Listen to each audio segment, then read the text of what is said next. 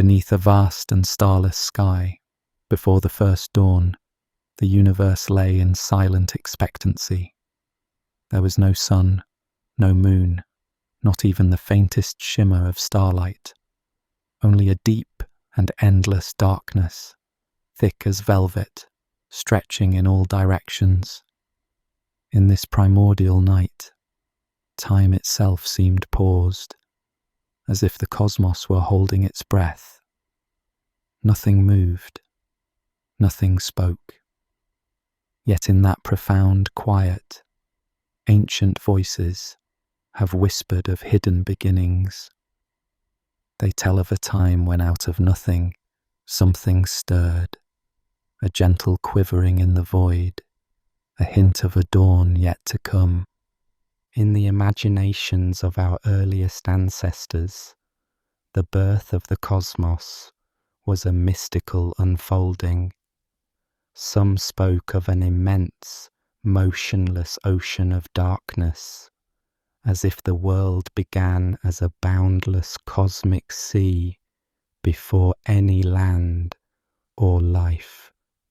In ancient Egypt, for instance, everything started in the watery abyss of Nun, where the first god emerged on a primordial lotus. Others dreamed of an enormous cosmic egg floating in emptiness, cradling all the opposites of existence, light and dark, earth and sky, tightly swirled together in its shell. Hindu sages envisioned a golden egg, the Brahmanda, from which the universe and the Creator were born, and many told of primeval lovers, earth and sky, so entwined that no space or light existed between them. The Maori of the Pacific, the Greeks of the Mediterranean, the peoples of Africa and the Americas, countless cultures imagined the heavens and earth once pressed together in a primal embrace. In Norse legend, before the world began, there was only a yawning gap called Ginnunga Gap between realms of fire and ice, until sparks and frost gave birth to a giant whose body would form the world. Different lands, different images, but each an attempt to answer a profound question.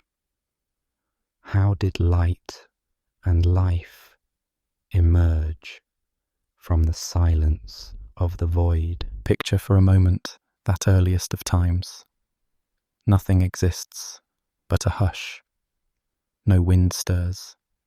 No creature calls.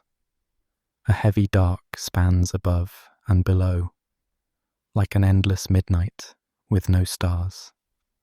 Perhaps there is only the sound of gentle dripping in the abyss, water echoing in a cosmic cavern.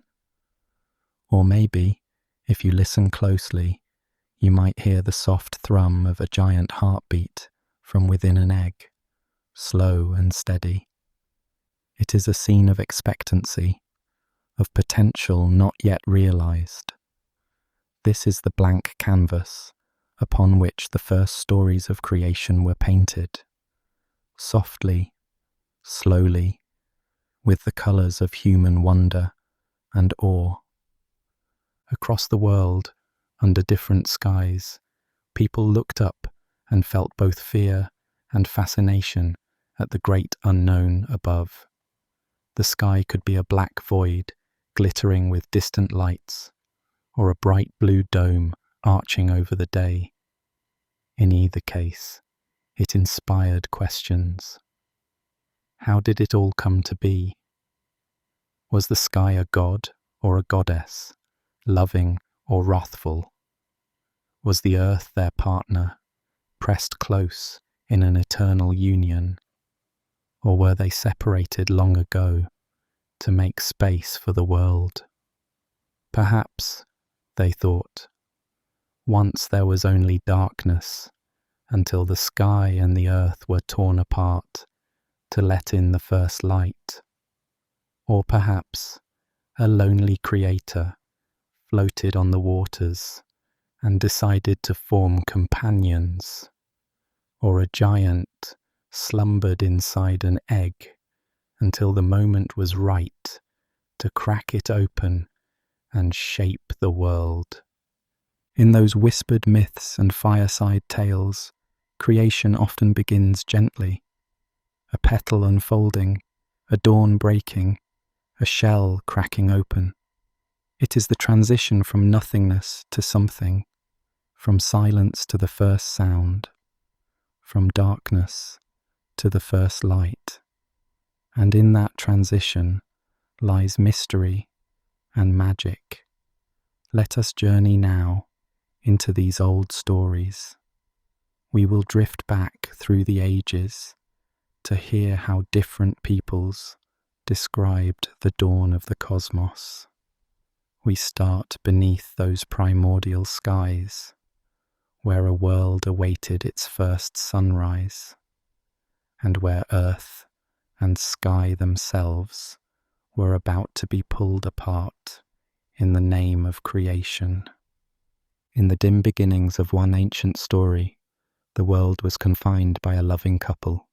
For the Maori people of New Zealand, there was once only Ranginui, the Sky Father, and Papatuanuku, the Earth Mother, clasped together in a tender embrace. They lay so close that no light could shine, and no creature could live between them. In the tight gap between sky and earth, their many children were born and grew, but always in darkness, curled up and whispering in the cramped space. Once in a great while, Rangi and Papa might shift slightly in their sleep, and a thin ray of light would pierce through the crack between them, thrilling the children with its strange brightness. But the parents would soon snuggle close again, and the ray of light would vanish, leaving only warm darkness once more. The sons and daughters of Rangi and Papa knew nothing of a sun or moon. They only knew the soft, enfolding night between their parents' bodies.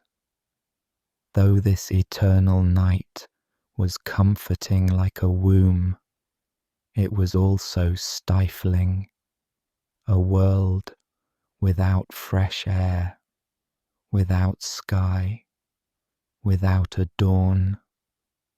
As time passed, the children of earth and sky began to yearn for more. Cramped and curious, they whispered among themselves about what might lie beyond their parents' embrace.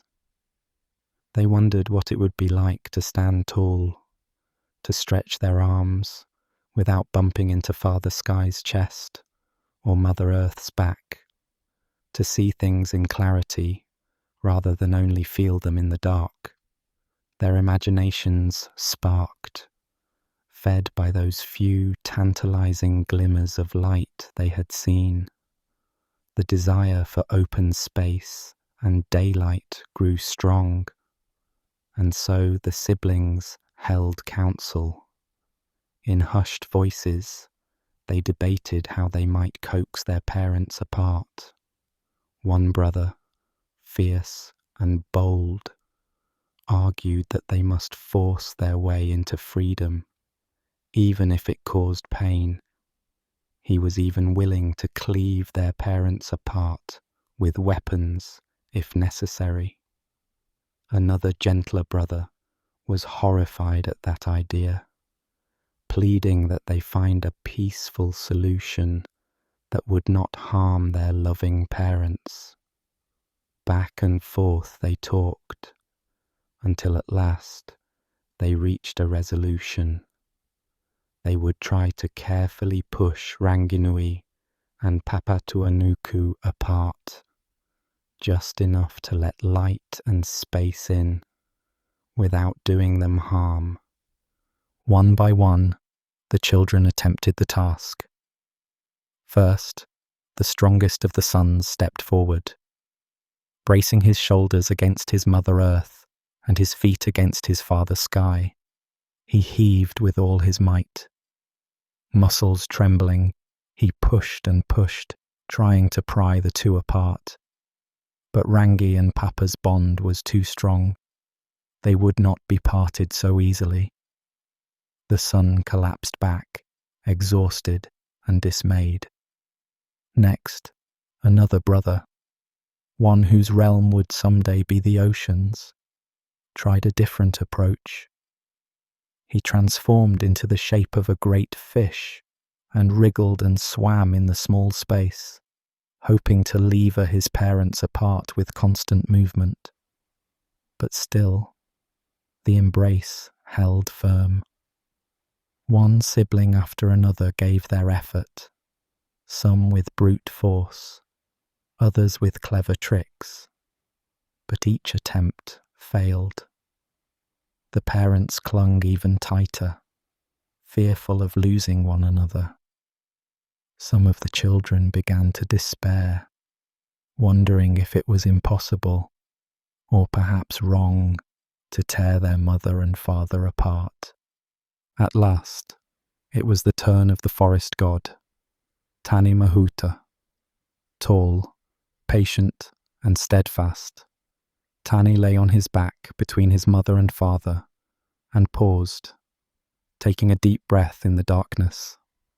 He felt the weight of the sky on his chest, and the solidity of the earth at his back. For a moment, he reached out with both arms and embraced his parents, as if to reassure them of his love.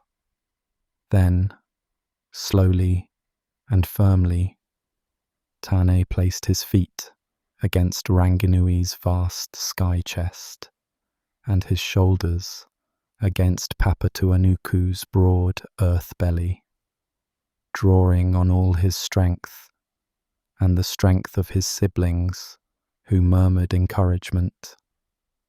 Tane Mahuta began to push. At first, it was as if he were trying to move a mountain. Nothing budged.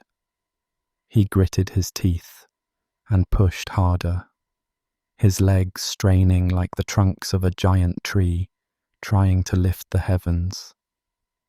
Then, a miracle.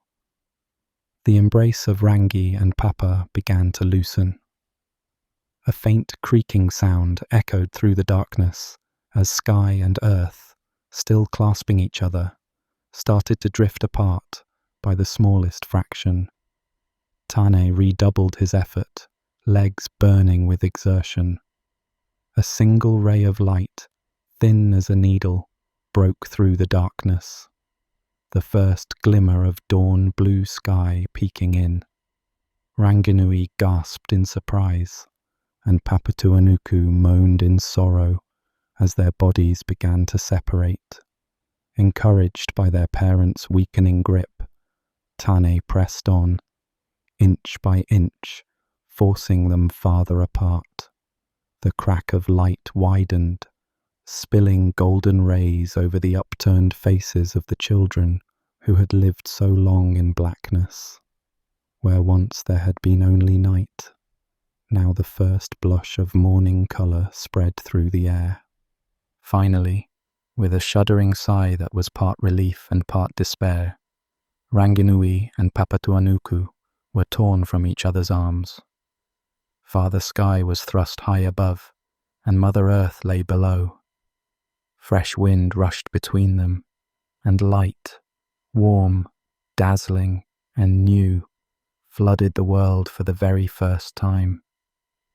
The children of Rangi and Papa covered their eyes, laughing and crying out as they beheld one another in full light. The green of forests, the deep blues of the sky and sea, the rich reds and browns of the earth, All these colours bloomed around them, overwhelming and beautiful to eyes that had never seen colour. It was as if creation itself had taken its first breath.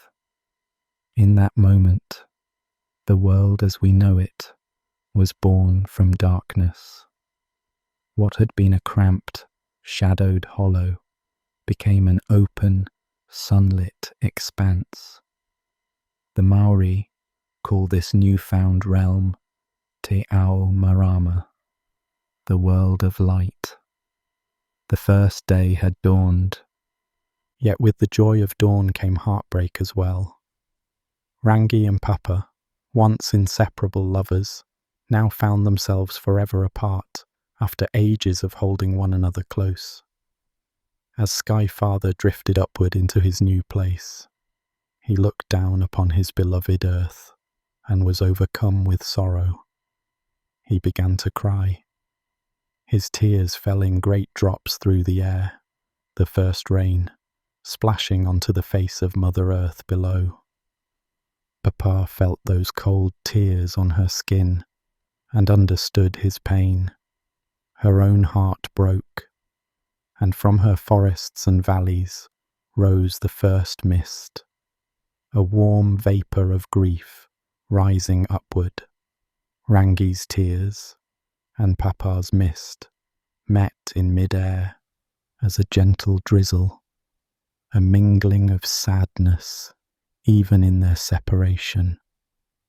In time, those tears would become rivers, and those mists would blanket the mornings, quietly nurturing the life that was to come, a final gift born from the love of sky and earth. Not all of Rangi and Papa's children were content with this new world of light. One son, Tawirimatea, the spirit of winds and storms, had begged his siblings not to break their parents apart. When he saw the deed done, his heart filled with rage and anguish. Tawirimatea rushed upward to follow his father into the sky. From there, he vowed to show his brothers his fury. The winds began to howl for the first time, and dense clouds gathered at Tawirimatea's command. He hurled lightning and rain down upon the earth, striking at the forests and flooding the valleys that his siblings governed. Thus came the first storms. Even today, when gales roar and tempests lash the land, Maori elders say it is Tauhirimatea's anger, the howl of a son pained by the sundering of his family. Yet despite his storms, he could not undo what had been done. Sky and earth remained apart, and the world of light endured between them. So it was, in Maori lore, that the world's first morning arrived, as Ranginui and Papatuanuku parted. In the glow of that new day, their children became the caretakers of creation. Tane Mahuta, the forest father, covered the land with trees and brought birds to fill their branches with song. Tangaroa, god of the sea, guided waves and currents and filled the waters with fish. Tumatawenga, the warrior, took charge of the struggles and courage of living things, while Haumia Tikatika caused wild ferns and foods to spring from the soil. Each child of earth and sky found their role in the great unfolding tapestry of life. And always, whenever rain falls softly on the ground or a low fog hugs the hills, people remember that these are the signs of Rangi and Papa's undying love. reminders that creation was born from sacrifice and affection, hand in hand. This theme of a sky and earth once locked together, then pulled apart to form the world, is not unique to the Maori. Far across the world, in ancient Greece, people told a resonant tale about the earliest times. They imagined Gaia, the Earth Mother, and Uranos, the Sky Father, as primeval beings, tightly entwined at the dawn of time. Earth and sky loved each other and produced many children, mighty titans and cyclopes and other giants. But Uranos, the sky, was fearful and cruel. He hated the thought of his powerful offspring roaming free.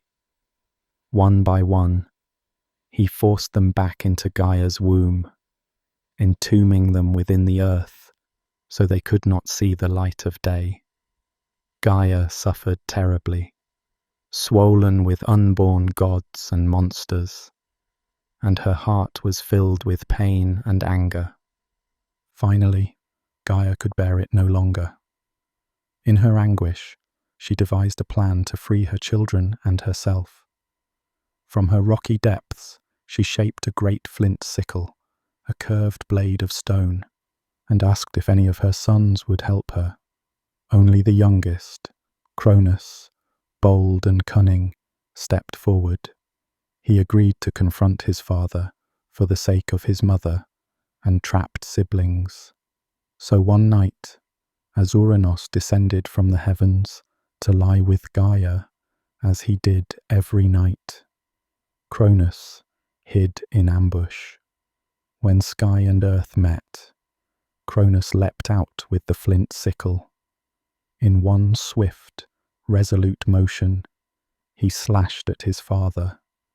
Uranos recoiled in shock and pain, forever severed from Gaia's body by that stroke.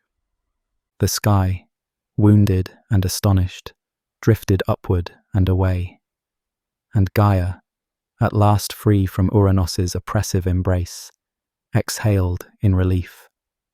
The blood of the sundered sky fell as flaming drops into the sea and onto the soil, and from those drops, strange new beings would later arise. But in that moment, the deed was done. Heaven and earth were separate. Gaia's trapped children, the titans and cyclopes and other creatures, slowly emerged from their confinement, blinking at the open space and light around them. The wide gap between earth and sky filled with fresh air and possibility. In the Greek mind, this was the first true breath of the world. Though born of violence, the act allowed creation to progress. From that moment on, the sky would remain aloft, far above the earth, never again smothering life below. The Titans rose to rule during a golden age under the open heavens, and eventually the Olympian gods would claim the sky as their lofty realm. Through Cronus's daring, the limitless expanse was opened, and Gaia could become the flourishing mother of all living things under the vast canopy of the now distant. Meanwhile, along the fertile banks of the Nile in Egypt, another ancient story told of the first division of heaven and earth. In the Egyptian imagination, the sky was a goddess named Nut, and the earth was her brother and consort, Geb.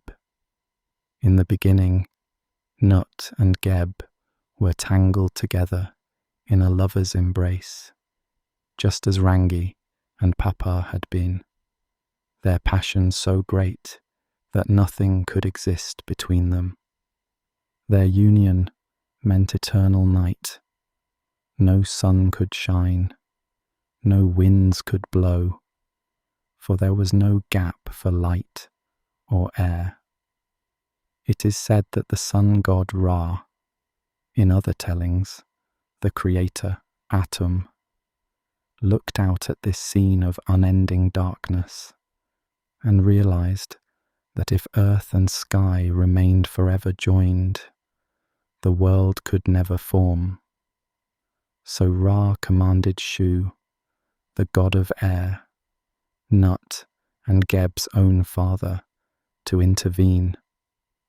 Shu was given the heart-rending task of separating his devoted children, tearing apart what was joined in love so that creation could unfold. Summoning all his divine strength, Shu thrust himself between Nut and Geb.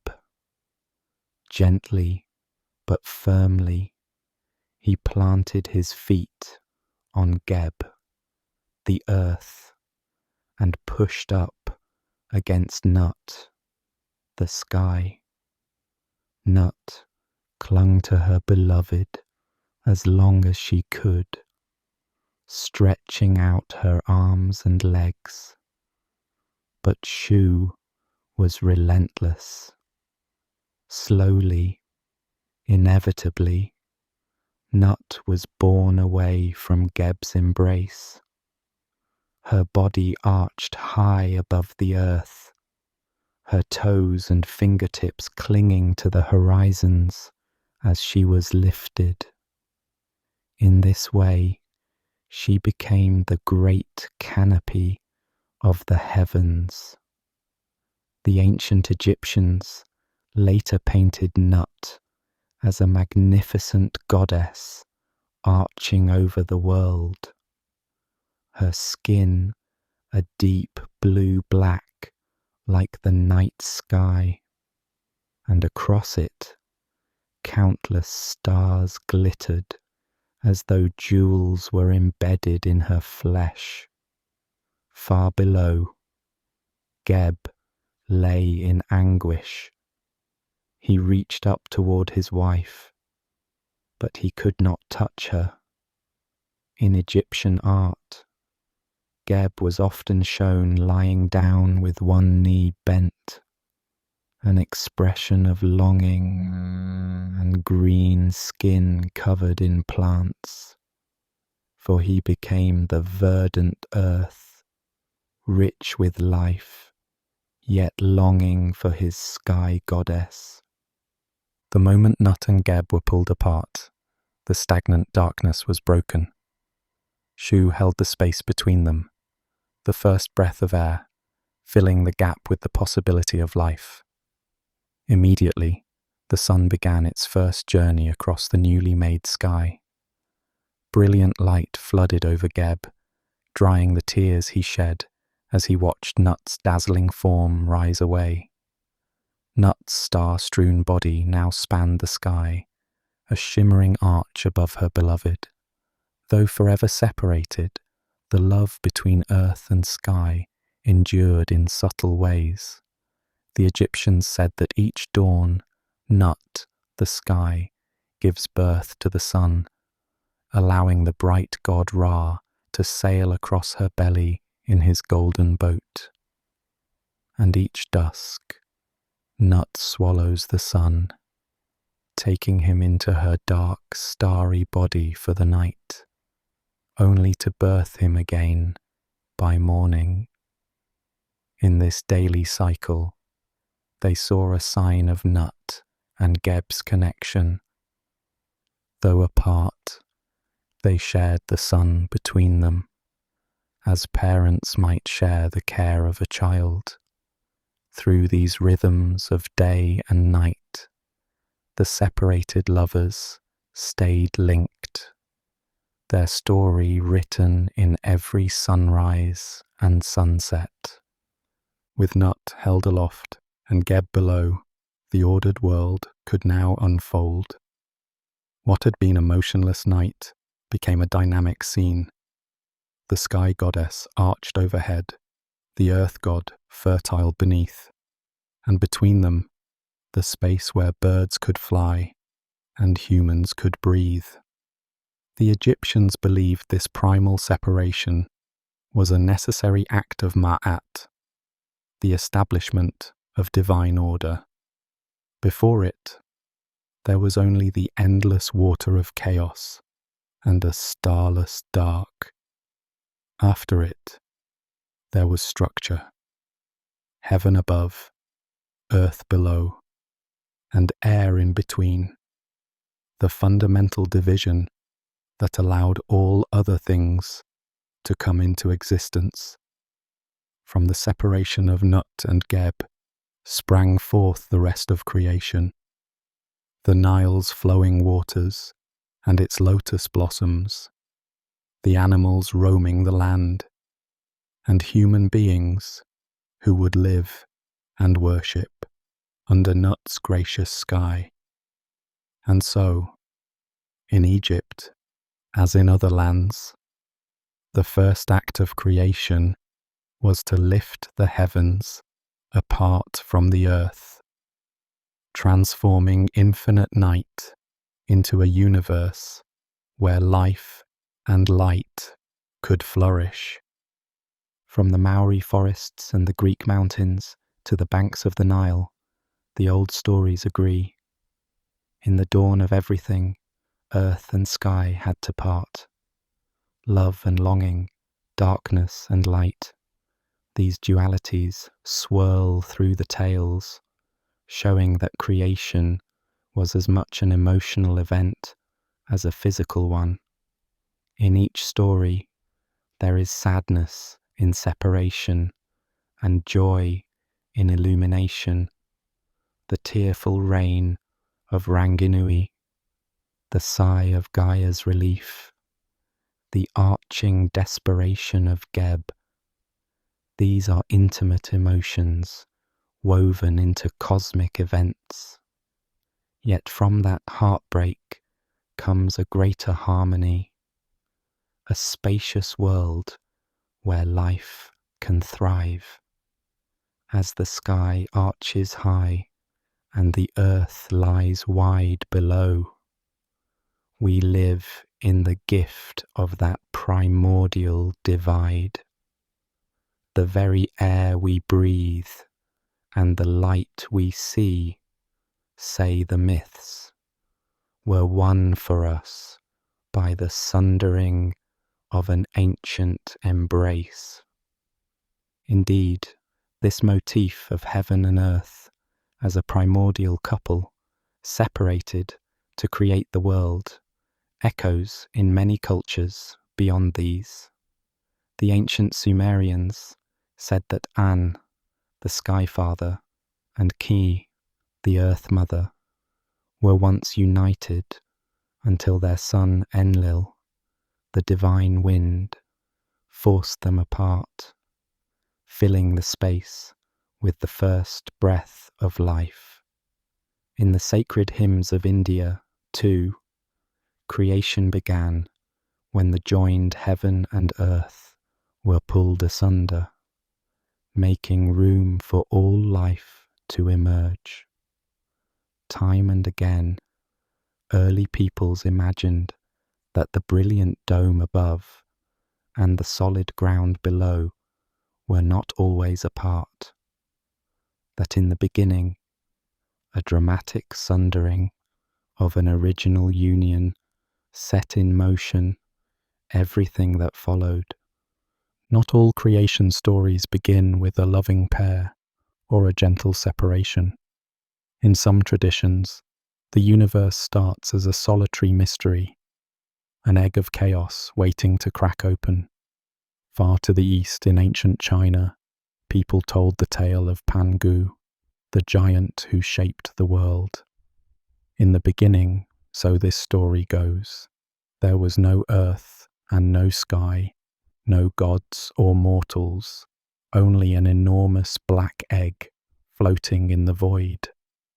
All the elements of the cosmos churned inside this egg, mixed together in a dark, featureless soup.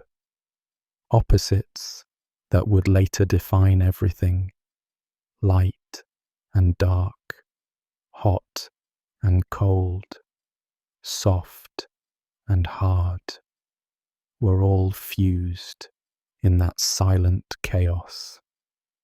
And curled up deep within was Pangu, a lone giant, sleeping the sleep of ages, waiting for the right time to awaken. For 18,000 years, Pangu slumbered, cradled by the nurturing darkness inside the cosmic egg.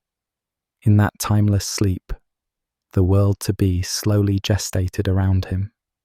At last, one day, though there were not yet days or nights to mark the time, Pangu opened his eyes. He awoke to complete darkness and a thick silence. All around him pressed the heavy chaos of the egg. He could barely move, nor could he see or breathe freely, like a baby confined in a womb. Pangu felt around in the gloom and realized he was encased, surrounded by a hard shell of nothingness. He knew then that the time for creation had come. He had a task, to bring something out of this nothing, to make the first order out of chaos. Reaching out with his great hands in the darkness, Pangu found a tool beside him, a massive axe, born into being along with him inside the egg of chaos. Gathering his strength, the giant swung the axe with all his might. It struck the inside of the cosmic egg with a thunderous crack. A jagged fissure opened, and for the first time, light burst forth into the darkness. The shell of the egg had been breached. Encouraged, Pangu struck again and again, each blow echoing like distant thunder in that unborn universe.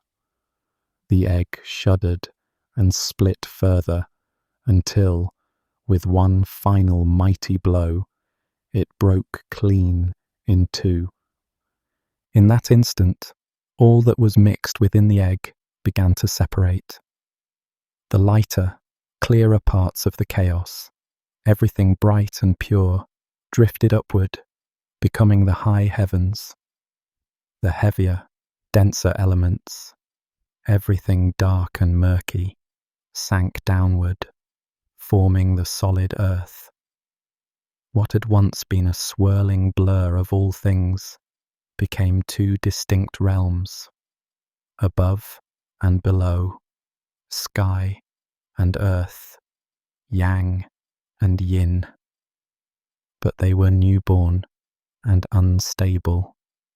The sky hung low and fragile, and the earth was soft and trembling. The clear light threatened to crash back down, and the heavy darkness struggled to rise up. To prevent the collapse, Pangu placed himself between them, determined that heaven and earth should never merge into chaos again.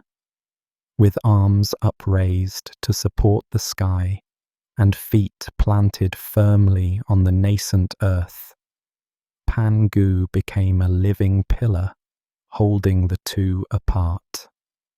Thus began Pangu's long vigil. Day by day, his work continued. Each morning, he rose and pushed the sky a little higher. Each night, he pressed the earth a little thicker and firmer. As the ages passed, the sky arched further above, expanding vast and blue, and the earth below grew solid and secure. To ensure the separation held, Pangu himself kept growing, like a tree that stretches taller as the forest canopy rises. Some say that with each passing day, the sky grew 10 feet higher, the earth 10 feet broader, and Pangu 10 feet taller. Through thousands upon thousands of years, he continued this quiet labour, like a devoted parent, steadying a cradle to let their child sleep safely. As he pressed the sky upward, the empty gloom around Pangu began to change. The first wisps of cloud coalesced in the air, drawn to the vast ceiling he held aloft. Below, the shapeless ground hardened and stretched outward, forming the beginnings of plains and hills around the giant's feet. The world was taking shape, quietly responding to Pangu's effort. And as the centuries slipped by, Pangu witnessed subtle signs of progress. The dim light above grew into a radiant blue firmament by day, and a dome spangled with stars by night. Now and then, a gentle breeze would circle around his towering form, the very first wind whispering in his ear as if to thank him for giving it space to roam. Sometimes Pangu paused in his exertions to marvel at these developments. A small cloud drifting past his shoulders, or a glimmer of water pooling into a lake far below. In those moments, he smiled softly, realizing that the chaos was slowly becoming a cosmos. In some tellings of the story, Pangu was not completely solitary in his cosmic task.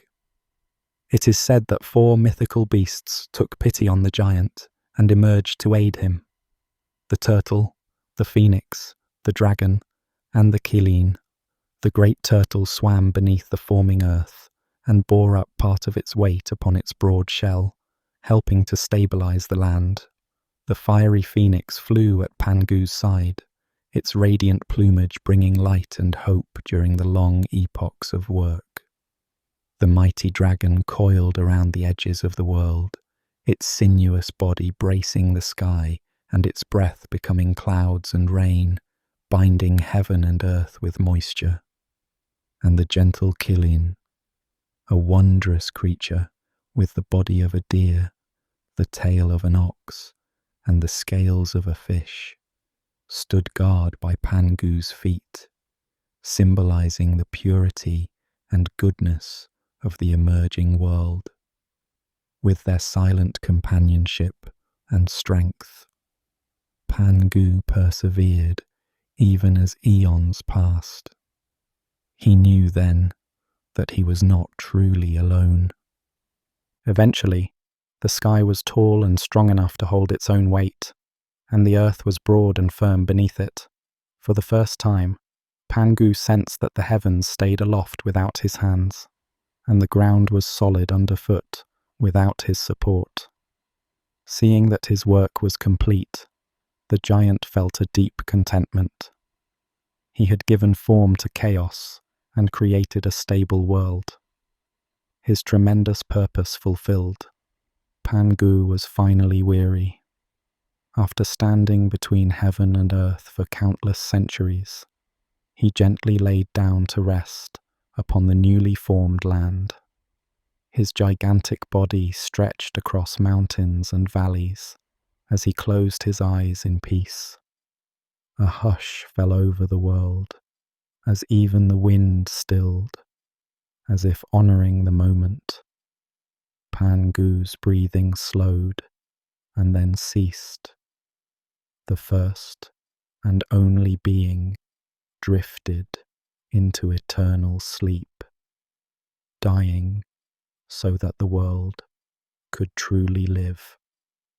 Pangu's story did not end with his death, for his body itself became the foundation of the world's many features. As the giant's eyes closed for the last time, they transformed, his left eye shining bright and rising into the heavens to become the sun, and his right eye glowing silvery to become the moon. His mighty voice, which had boomed within the egg and guided the heavens apart, now became the rolling thunder that echoes across the skies.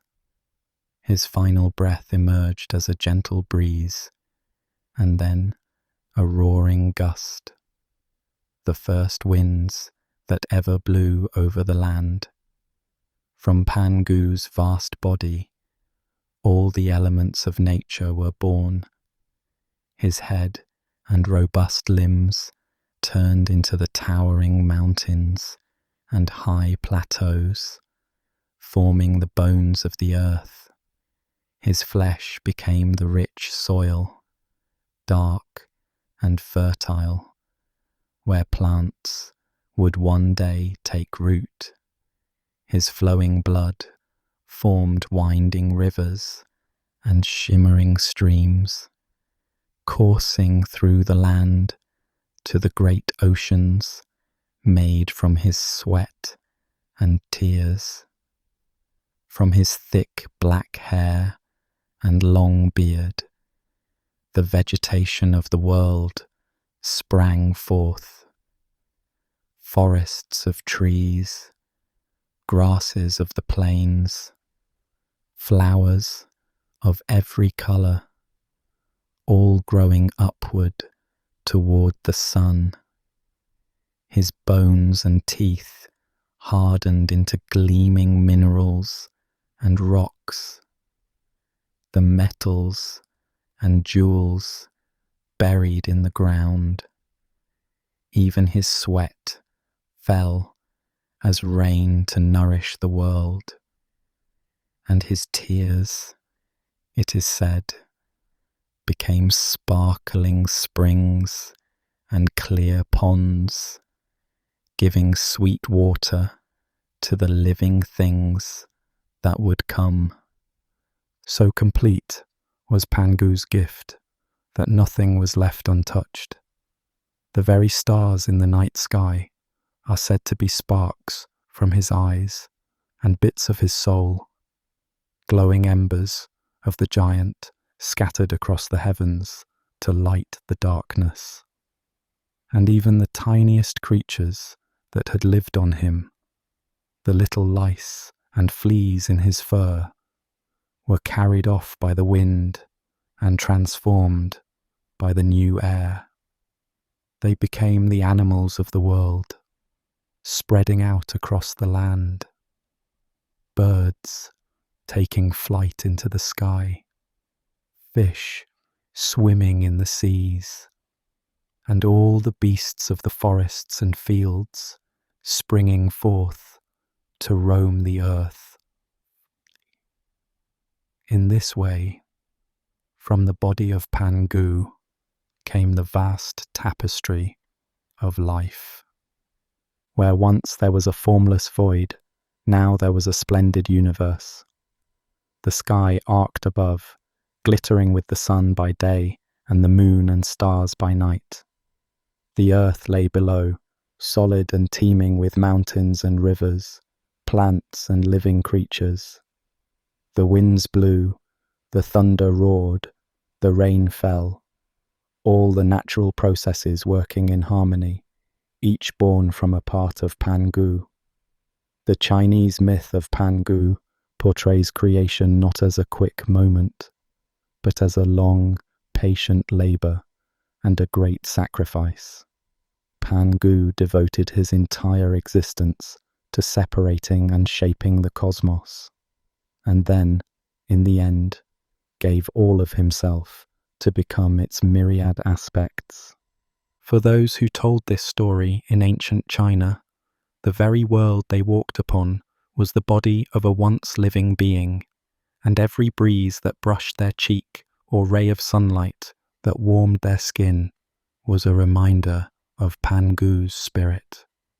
It is a calm yet profound vision of creation.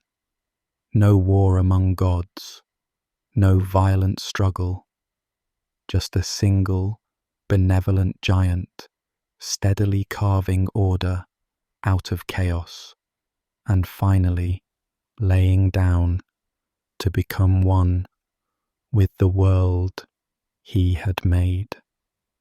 The myth carries a sense of oneness with nature, the idea that everything in the world, from the tallest mountain to the smallest dewdrop, shares a common origin and essence.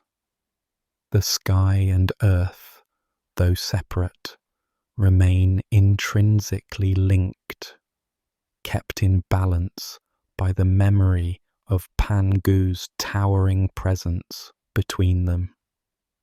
In the skies and landscapes of today, one can still imagine Pangu's presence. The mountains as his strong form, the clouds as his breath, and the sun and moon as the legacy of his eyes, watching over the world he built. In the end, Pangu's tale leaves us with the image of a universe born from patience and sacrifice. The cosmic egg cracked open to reveal the beauty of heaven and earth, forever held apart by the memory of a gentle giant. Our journey through the heavens now leads to the land of the rising sun, where a cherished legend tells of darkness and light, loss and recovery. In the Shinto tradition of Japan, the sun itself is embodied as a radiant goddess named Amaterasu Omikami. Amaterasu is the great deity of the sun and the ruler of the high celestial plane, and her warm light nourishes the fields and forests each day. But even this benevolent sun goddess once hid herself away, and when she did, the world was plunged into an eerie darkness unlike any other, a darkness that would lift only with the gentle coaxing that brought about the first dawn of renewal. Long ago, Amaterasu reigned over the heavens, ensuring that light shone upon the mortal world.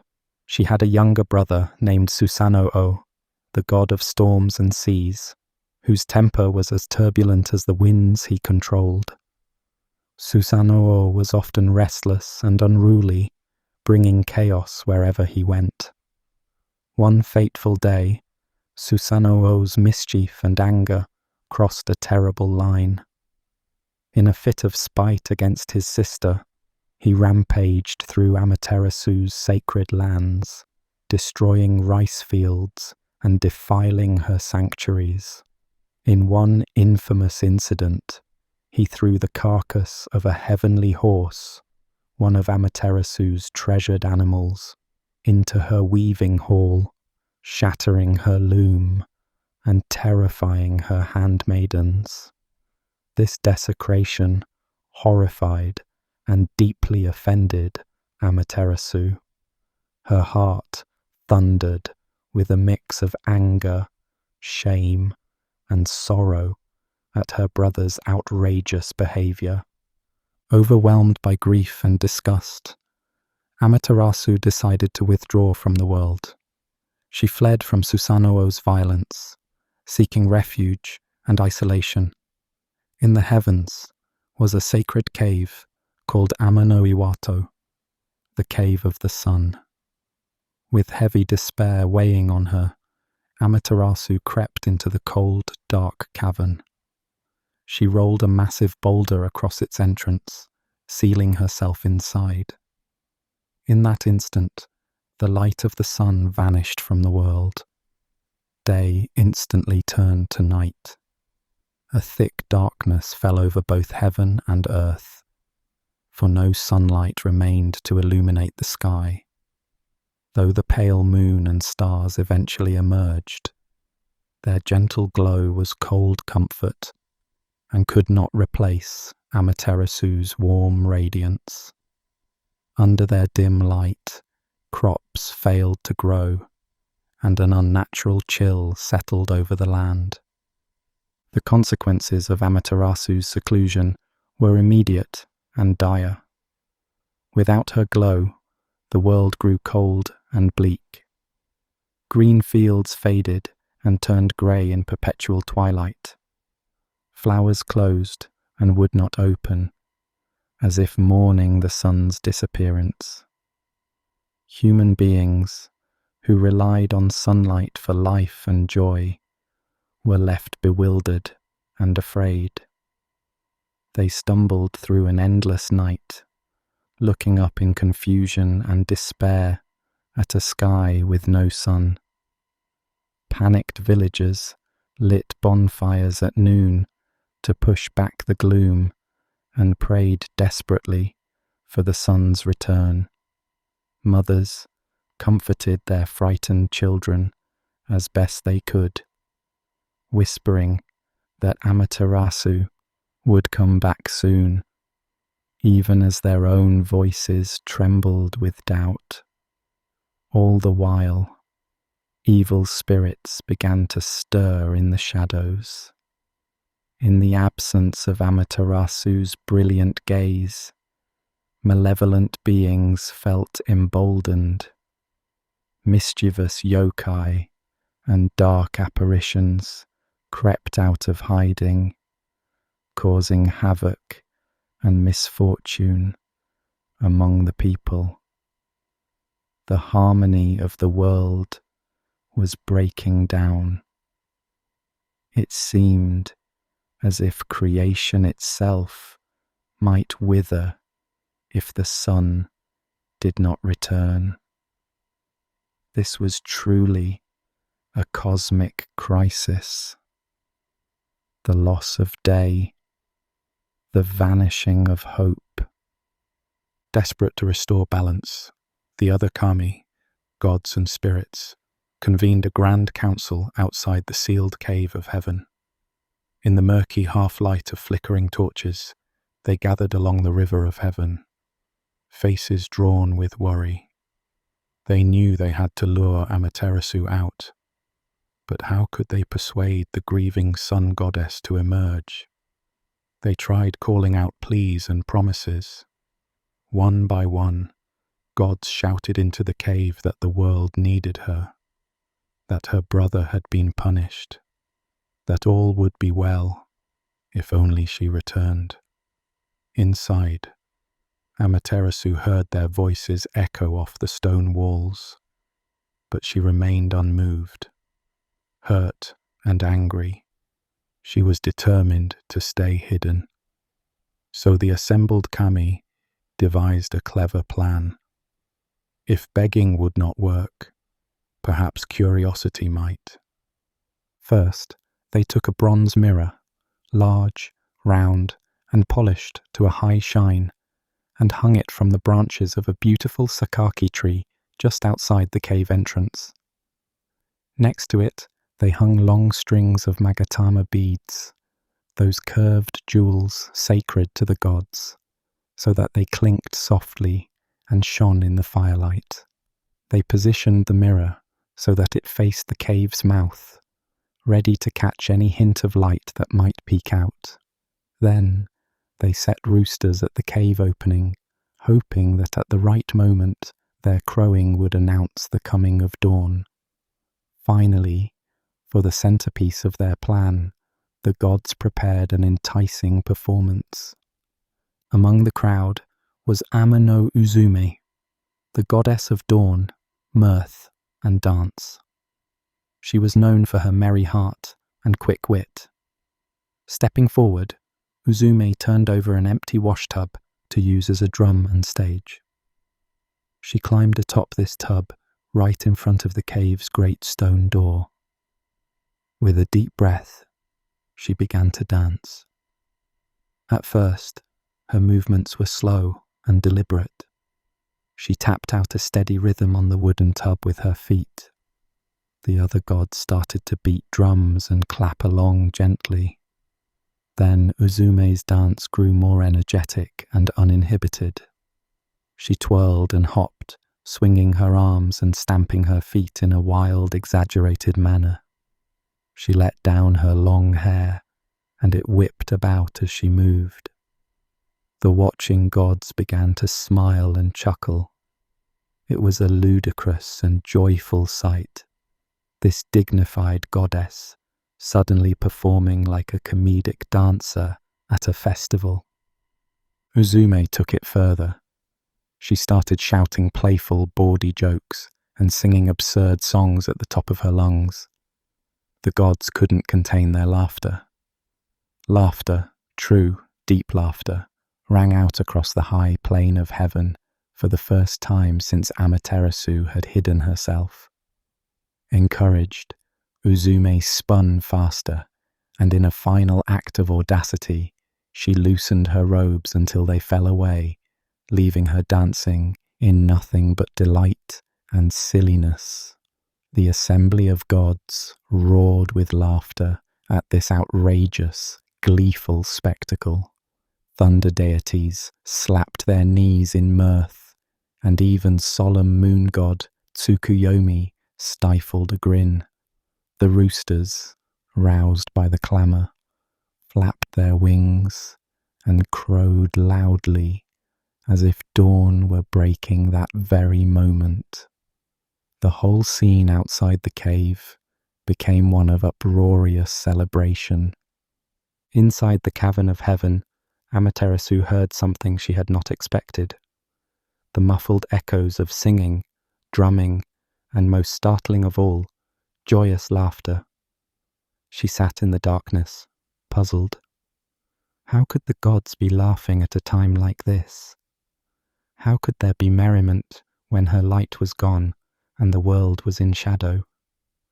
Her sorrow had convinced her that everyone must be as miserable as she was. And yet, the sounds outside told a different story. It seemed a party was in full swing. Curiosity began to prick at Amaterasu's heart, slowly easing aside her grief. She moved closer to the great stone blocking the entrance and called out, "What is the cause of all this laughter? How can you gods be so merry in this eternal night?" Uzume, hearing Amaterasu's voice for the first time in long months, paused in her dance. Panting and flushed with exertion, she replied in a playful tone, "We rejoice because we have found someone more magnificent than you, dear sister. We have a new goddess of light." This proclamation was met with whoops and cheers from the other deities, who played along with the ruse. Amaterasu was startled and incredulous. More magnificent than she? The sun goddess could not imagine any light brighter than her own. Could it be true that another deity had taken her place? Her pride and curiosity were now fully aroused. Cautiously, Amaterasu pushed the boulder door a little to the side and peered out from the cave, casting a sliver of her radiance into the gloom outside. At that very moment, the waiting gods thrust the mirror forward. Amaterasu found herself gazing straight into the polished bronze. In it, she saw a vision that took her breath away. A beautiful goddess of light, peerless in splendor, gazing back at her. Dazzling rays shone from this goddess's face, illuminating the area. Amaterasu did not realize at first that she was looking at her own reflection. She thought perhaps this was indeed another divinity, somehow even more brilliant than herself. In wonder, she stepped forward out of the cave entrance to get a closer look, her hands reaching out toward this glorious figure. In that instant, the strong god, Ameno Tajikarao, who had been hiding nearby, lunged forward and grabbed Amaterasu's hand. With all his might, he yanked the sun goddess fully out of the cave. Another deity swiftly hauled the great stone back across the cave's mouth, sealing it shut behind her so she could not retreat inside again. Amaterasu stood blinking in the sudden open air, still not fully comprehending what had happened. Then she realized she was out under the sky, and her own brilliant light was freely radiating in all directions once more. The darkness that had blanketed the world melted away at the very moment of her emergence. Golden sunlight burst across heaven and earth, washing everything in warm illumination. Dawn had returned in a rush of glory. The assembled gods rejoiced with an almost delirious relief. They raised a cheer that echoed through the valleys of heaven. Amaterasu, finally understanding the clever trick that had been played, could not help but smile herself, surrounded by laughing, happy faces and the comforting familiarity of her own sunlight. Her bitterness evaporated. Light and life flowed back into the world below. On earth, people saw the eastern sky brighten and erupted into celebration as the sun rose for the first time in what felt like forever. Flowers opened their colourful faces to the sun again. Birds, who had been quiet in sorrow, broke into jubilant song. Everything and everyone rejoiced. The long night had ended. Once order was restored, Amaterasu's anger towards Susanoo abated, though there were consequences for him. The gods punished the stormy brother for his misdeeds and banished him from heaven for a time to let him repent and cleanse himself. Amaterasu, for her part, promised never to hide her light from the world again. She resumed her place in the sky, climbing into her heavenly chariot each morning to ride out from the east and bring dawn to the world, then gently withdrawing in the evening in favour of the moon and stars. The mirror that had caught Amaterasu's reflection was given to her as a treasured object. She gazed into it and recognized herself as the radiant being she had seen. That mirror, along with the string of Magatama jewels, became sacred regalia, symbols of her power and reminders of the time the sun was lost and found again. The gods also decreed that Ame no Uzume's joyous dance would be remembered forever. Ever since, dances of laughter and celebration, known as kagura, have been performed in Amaterasu's honour, echoing Uzume's drum beats and comic steps, to celebrate the triumph of light over darkness. The tale of Amaterasu and the heavenly cave is often called the story of the first dawn. Not the first dawn of creation, but the first dawn after a time of great darkness, a dawn of renewal. It teaches that even in the darkest times, joy and ingenuity can bring back the light. In a gentle, playful way, the Japanese myth shows how precious the sunlight is, and how the world holds its breath when that light is withdrawn. We can imagine the terror of that endless night, and then the overwhelming relief when the sun goddess steps out once more. Each new sunrise, then, is like Amaterasu emerging from her cave again, gifting the world another day of warmth and hope. And each time the rooster crows at morning, we are reminded of the moment when a clever plan and a bit of laughter restored the balance of heaven and earth.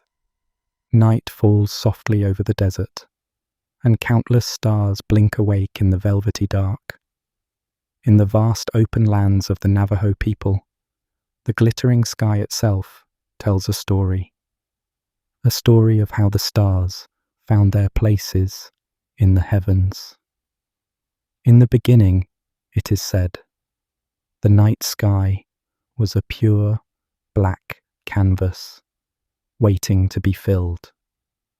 The first people, the holy ones, took on the task of populating the darkness with lights. Gathered around a campfire, they worked slowly and with great care under the guidance of Black God, the divine master of the stars. At their feet lay a great buckskin blanket spread across the ground, and on that blanket sparkled countless chips of crystal and quartz, the new stars, each one a tiny fragment of light eager to shine. One by one, the holy ones picked up a star stone and placed it in the sky with reverence. They arranged each carefully according to a grand design, forming patterns that would have meaning and purpose. Here, they placed a group of stars to form the outline of a sacred mountain. There, they set 3 in a row to guide travellers, and elsewhere, a cluster to honour a hero or a spirit.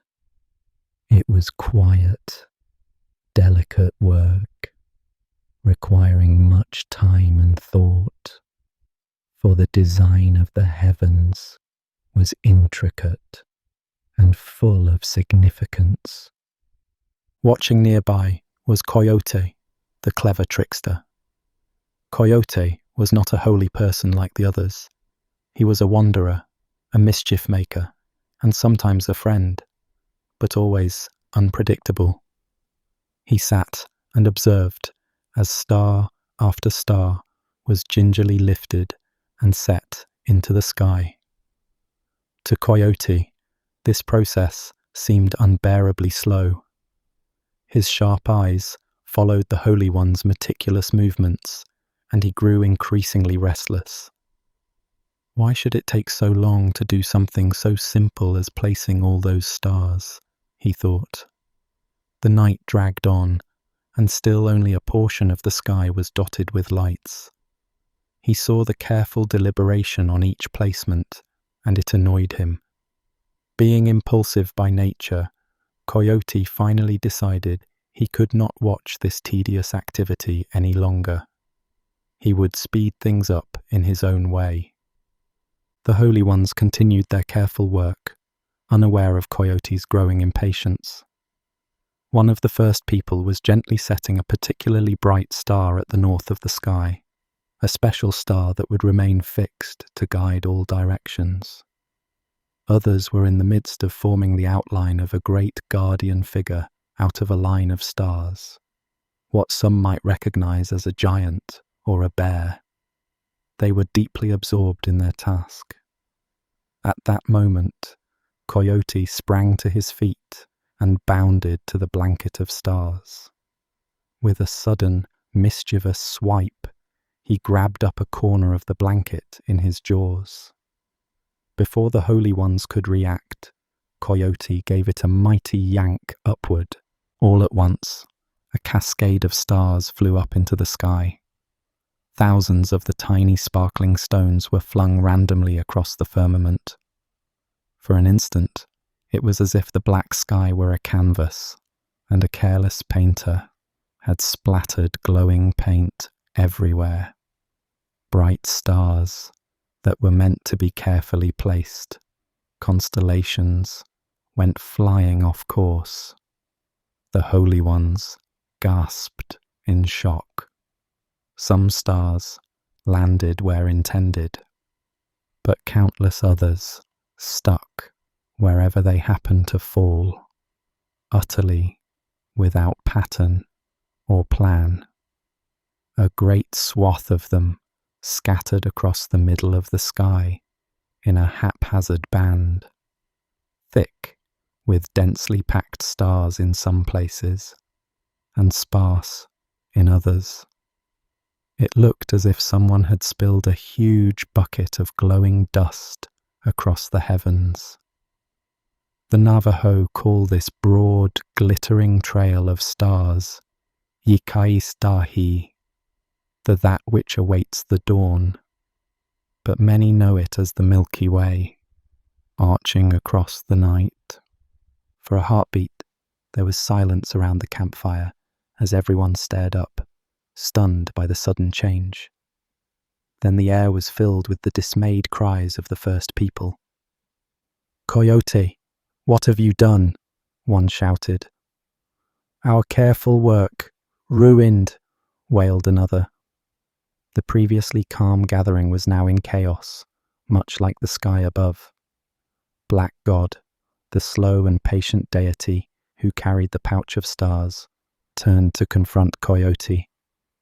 His eyes flashed like embers, but the deed was irreversible.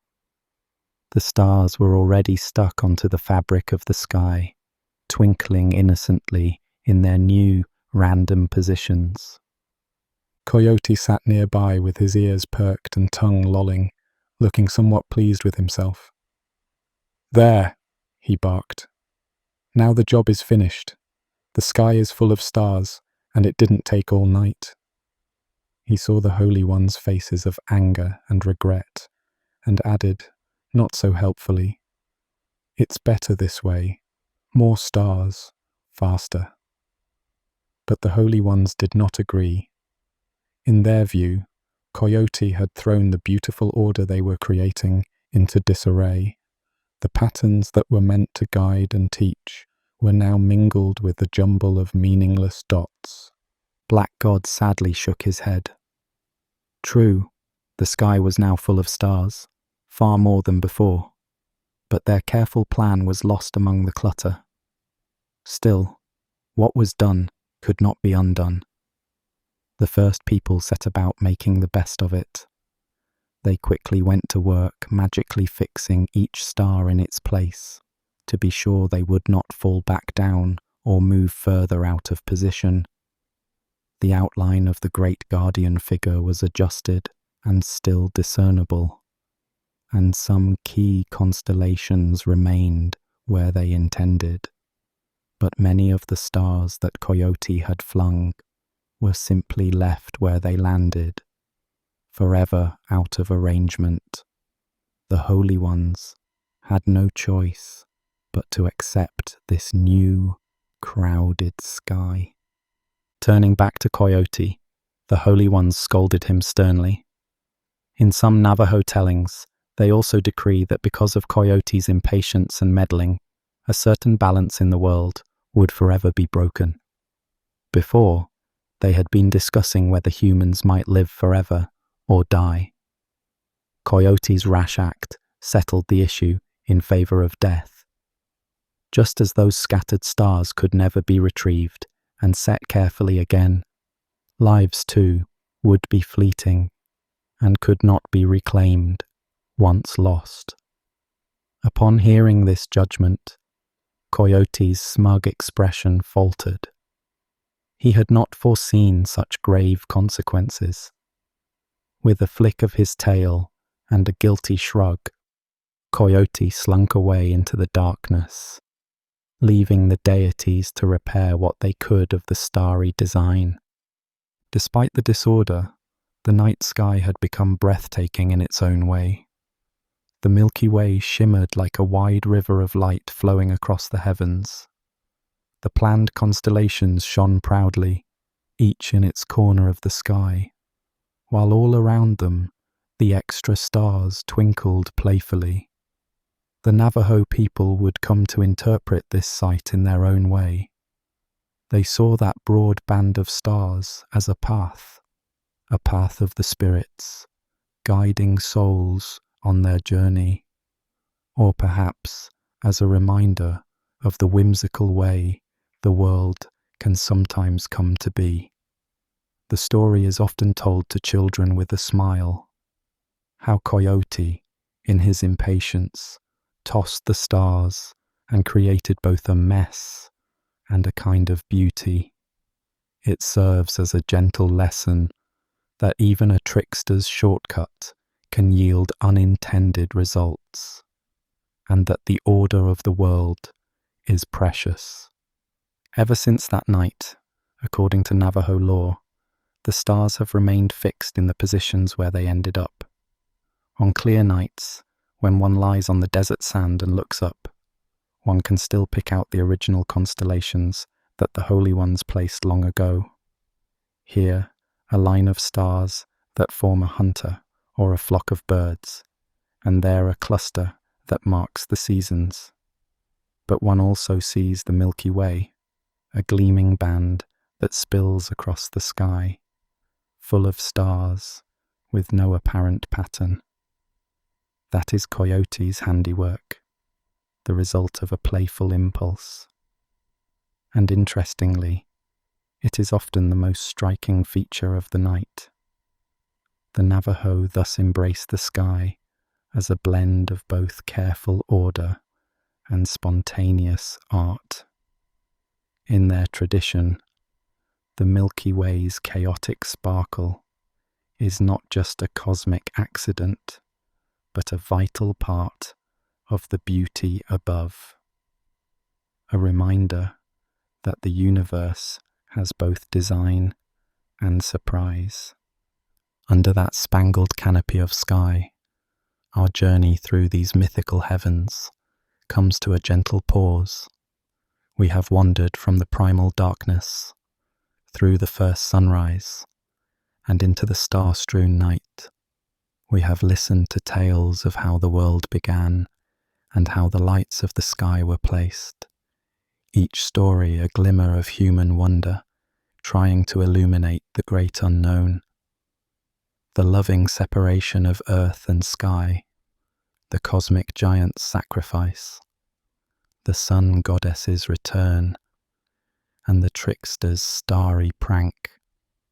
Each myth is like a constellation in the collective imagination, a pattern of ideas by which our ancestors found their way in the dark.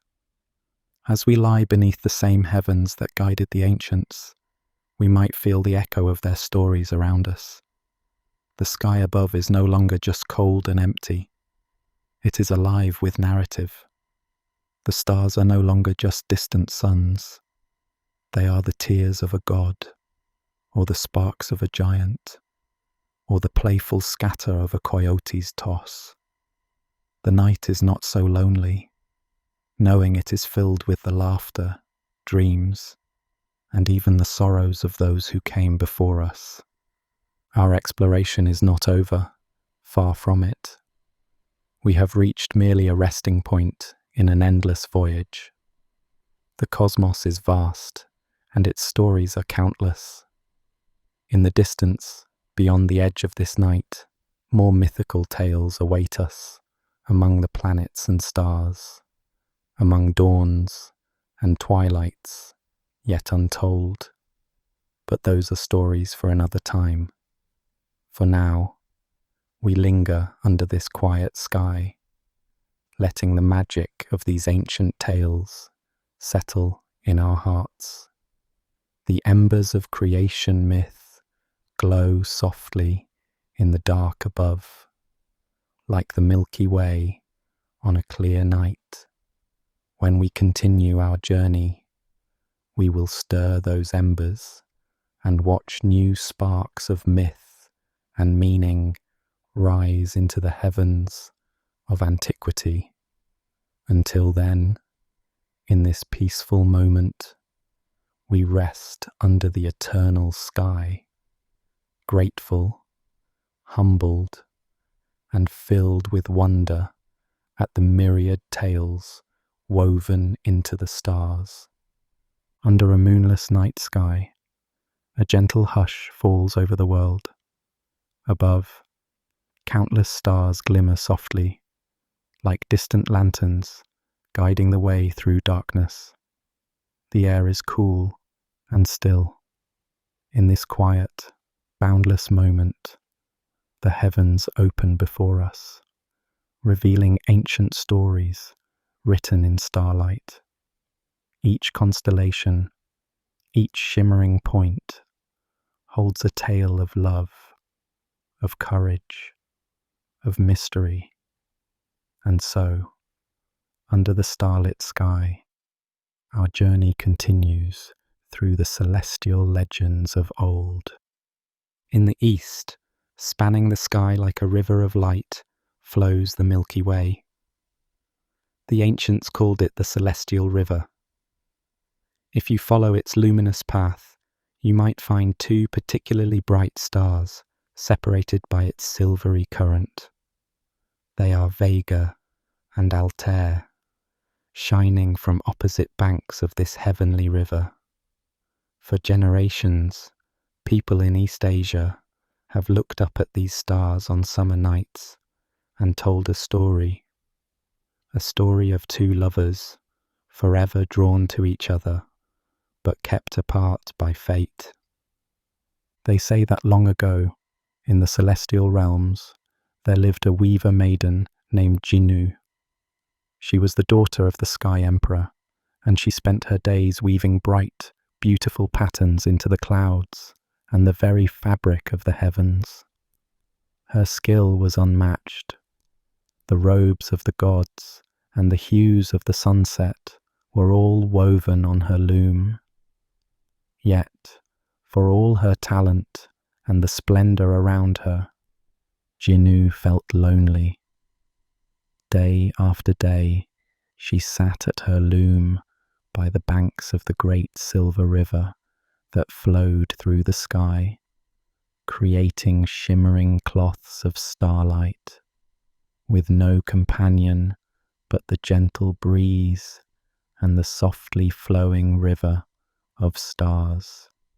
One day, curious about the world beyond her heavenly home, Jinu descended from the sky to the earth below.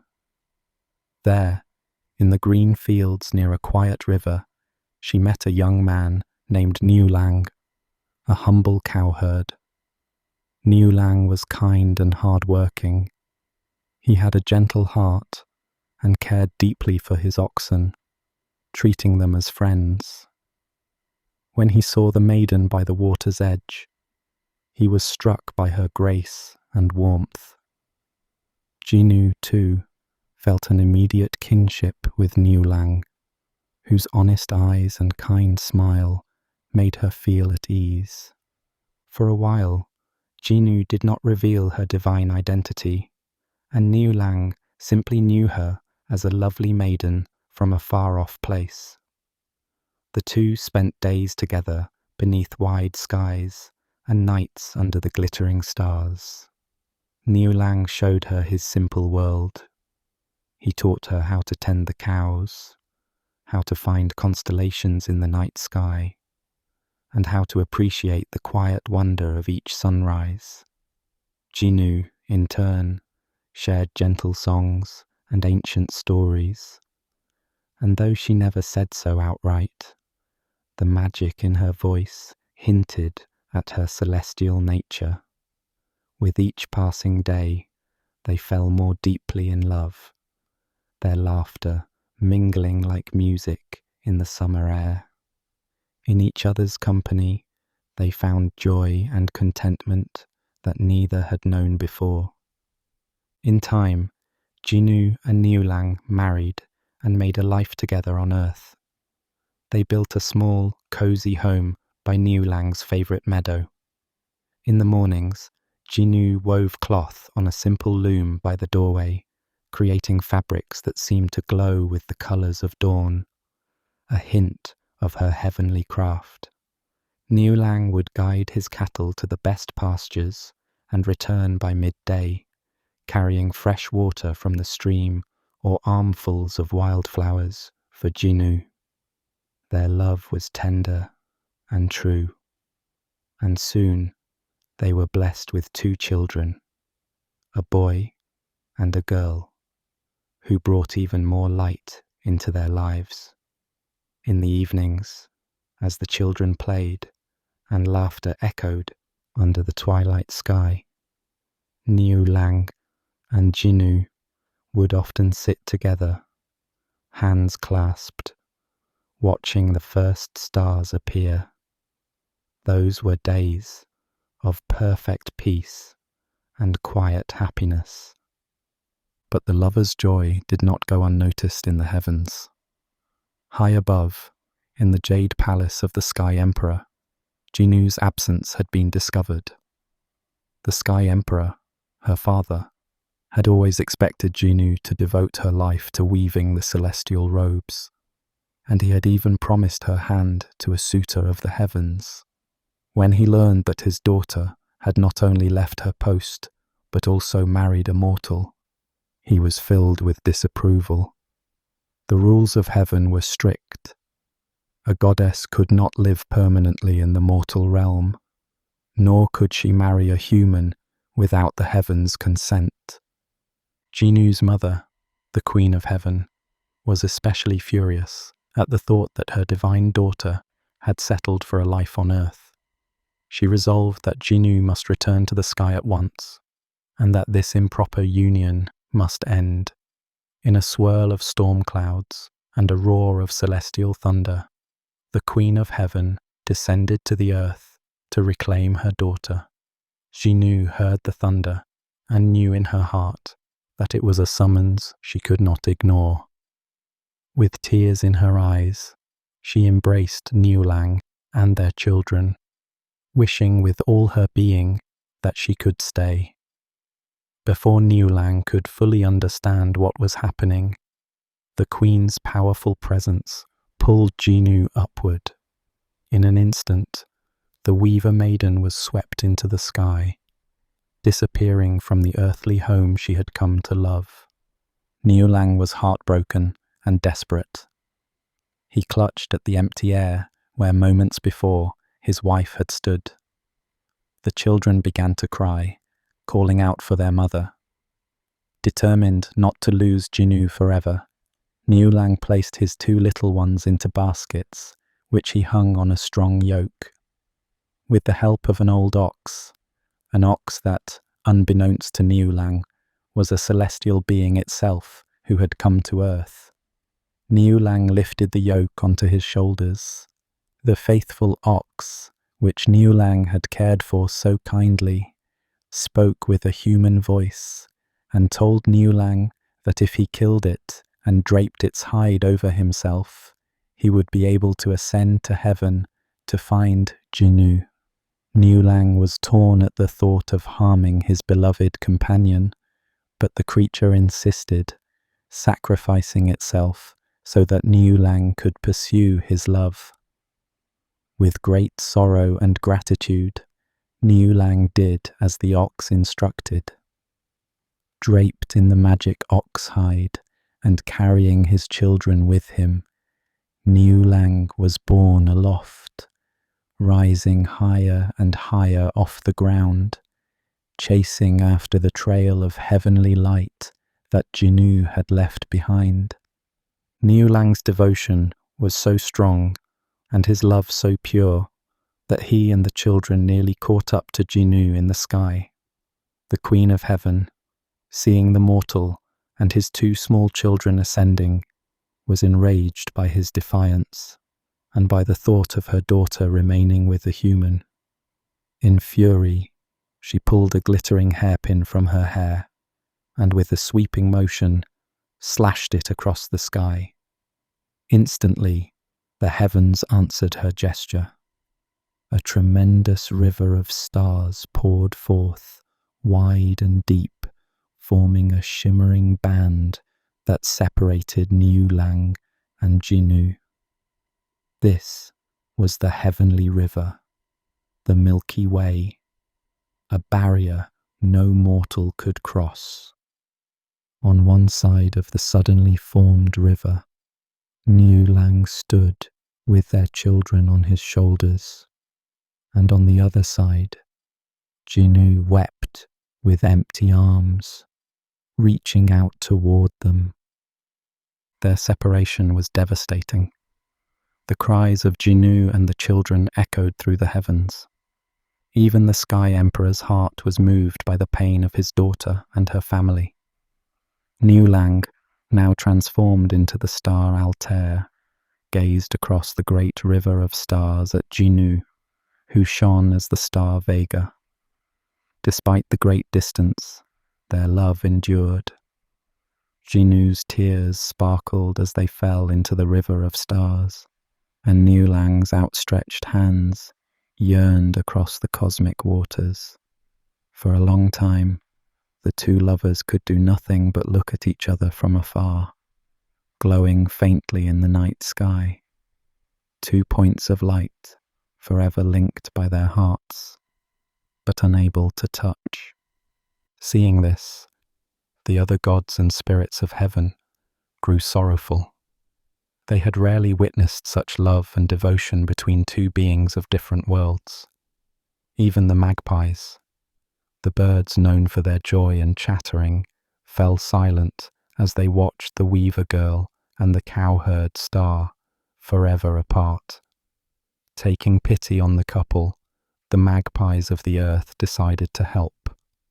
Once each year, when summer is at its height and the 7th night of the 7th lunar month arrives, thousands upon thousands of magpies fly up to the heavens. Together, they form a living bridge across the starry river. Over this bridge, its arching span made of fluttering wings and feathery backs, Niulang and Jinu are reunited for one precious night. Imagine them meeting in the middle of that bridge of birds. Niulang setting down the yoke to embrace Jinu, their children rushing into their mother's arms, laughter and tears of joy mingling under the summer starlight as the magpies chirp softly around them. It is said that if it rains on that day, the drops are the tears of the two lovers, tears of happiness for their reunion, or tears of sorrow if the magpies cannot form the bridge and they must wait yet another year. But on clear nights, the world below rejoices. In villages and cities across China and other lands, people look up at the sky and remember the devotion of these star-crossed lovers. They celebrate the Qixi festival, the Night of Sevens, by writing wishes and prayers, telling stories of love, and hoping for good fortune. In Japan, the festival is called Tanabata, where colourful strips of paper with poems and hopes flutter in the summer breeze, much like the wings of the magpies. All these traditions honour the same belief, that love, if true and patient, will conquer distance and weave two hearts together, even across the starry heavens. And so, each year, Vega and Altair meet, however briefly, across the Milky Way. For the rest of the year, they shine from opposite sides of the sky, a reminder of the tender tale of the weaver maiden and the cowherd. On calm summer nights, when the Milky Way arches overhead like a gauzy ribbon, you can look for Vega and Altair, sparkling on either side of that celestial river. Think of Jinu and Niulang, and know that somewhere in the quiet vastness above, they are gazing at each other, filled with the promise that soon the magpies will come, and their love will once again bridge the gap between them. The night sky is vast and brimming with stories. As we leave the lovers to their yearly reunion, our eyes drift to another ancient and gentle presence among the stars. High in the northern sky, turning slowly around the celestial pole, there is a pattern of stars that has guided travellers for ages. Some see a large dipping spoon or a wagon, but many around the world have seen the shape of a great bear softly outlined against the darkness. Ursa Major, the great bear, moves eternally through the heavens, with her smaller companion, Ursa Minor, the little bear, close by her side. Under this constellation's watchful presence, new tales emerge, speaking of courage, loss, and the kind of protective love that places loved ones among the stars. One such tale comes from ancient Greece. In those times, they say, there was a young woman named Callisto who roamed the wild forests of Arcadia. Callisto was a nymph, a companion of the moon goddess Artemis. She was known for her gentle nature and her radiant beauty. Her name means most beautiful. Callisto loved the woods and the open meadows, spending her days under the sun and her nights under the glittering sky, faithfully hunting and dancing with Artemis's band of maiden followers.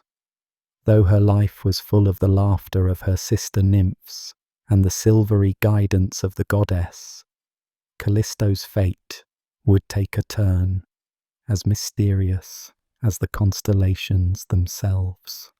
The king of the heavens, Zeus, noticed Callisto as she wandered beneath the green canopies.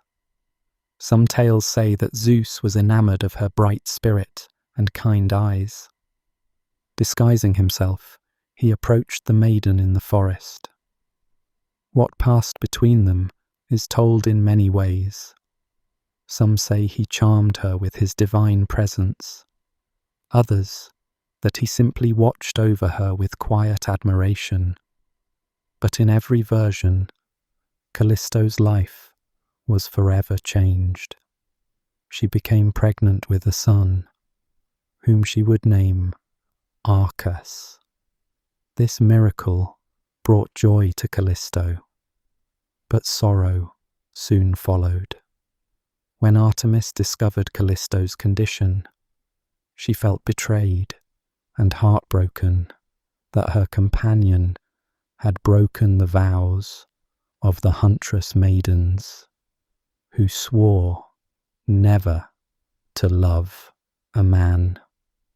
In anger and grief, and perhaps at the vengeful urging of Zeus's wife Hera, Artemis cast Callisto out from her sacred circle.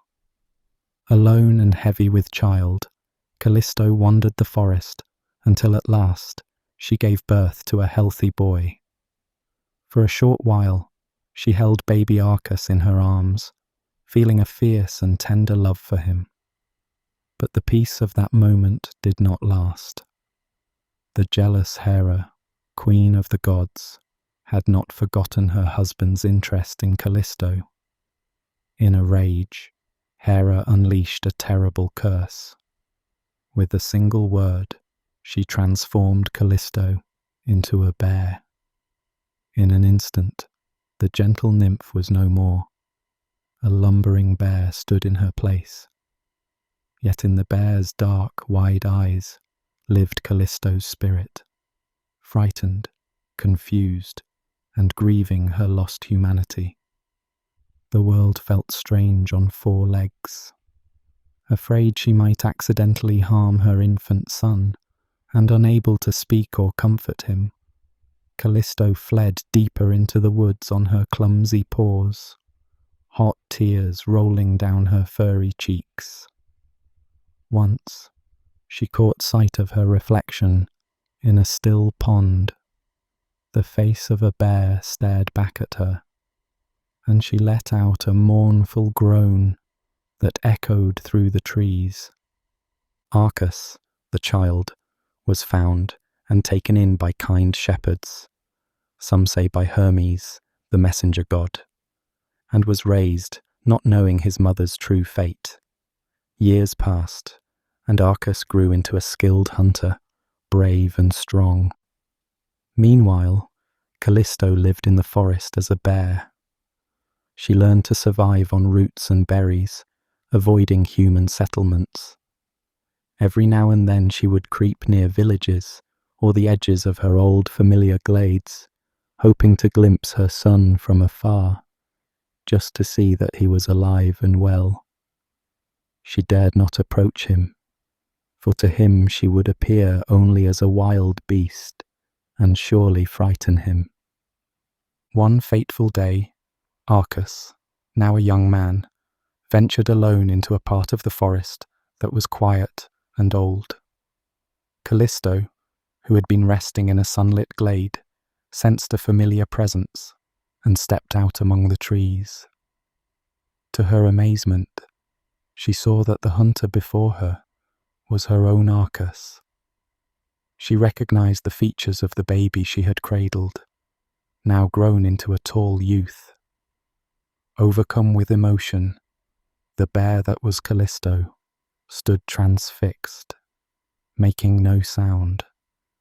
Arcas, however, saw only a great bear suddenly emerge from the shadows. Startled, he raised his spear, the reflexes of a hunter kicking in to defend himself against a possible threat. In that frozen moment, mother and son faced each other, she longing to reach out to him, and he poised to strike, neither of them understanding the truth of the other. It was then that Zeus, watching from above, intervened. The god had not forgotten Callisto, or the son he had fathered. Just as Arcas's spear flew through the air toward its mark, Zeus halted the tragedy with a bolt of divine power. Time seemed to pause. To save Callisto and prevent the terrible mistake of a son harming his own mother, Zeus transformed Arcas into a bear as well. The spear fell harmlessly to the ground as the young hunter suddenly found himself standing on 4 paws, now a small bear cub beside the large she-bear that was his mother. In that instant, Arcas understood the truth. Perhaps Zeus granted him the clarity to see into Callisto's gentle soul. Mother and son nuzzled each other in relief, safe and together at last, both in the same form. Yet Hera's curse still hung over them. They could not return to human lives. Zeus, filled with pity and hoping to offer them a kinder fate, decided to place both Callisto and Arcas among the stars. He took the 2 bears and cast them into the heavens, where they became sparkling constellations. Callisto, the great bear, and Arcas, the little bear, were set in the night sky to live forever among the glittering lights. In Zeus's haste, it said, he swung them by their tails as he threw them upwards, stretching those tails long. This is why the bears in the sky have such unusually long tails, like the handles of the big and little dippers. And so Callisto became Ursa Major, her bright stars tracing the outline of a mighty bear.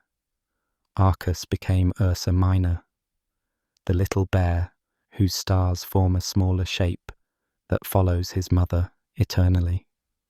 The great bear and little bear circle the North Star endlessly, never dipping below the horizon in many northern lands, as if never allowed to rest, but also never having to disappear from sight. In the heavens, mother and son were reunited in a way that no cruelty of fate could ever part them again. On clear nights, when you spot the Big Dipper, which forms the body and tail of the Great Bear, and the Little Dipper nearby, you are seeing Callisto and her child shining gently down, a testament to a love that survived transformation and time. The Greeks were not alone in seeing a bear among the stars. Far to the west, on the other side of the world, many Native American peoples also looked up at that same pattern of 7 bright stars and found a great bear in the sky.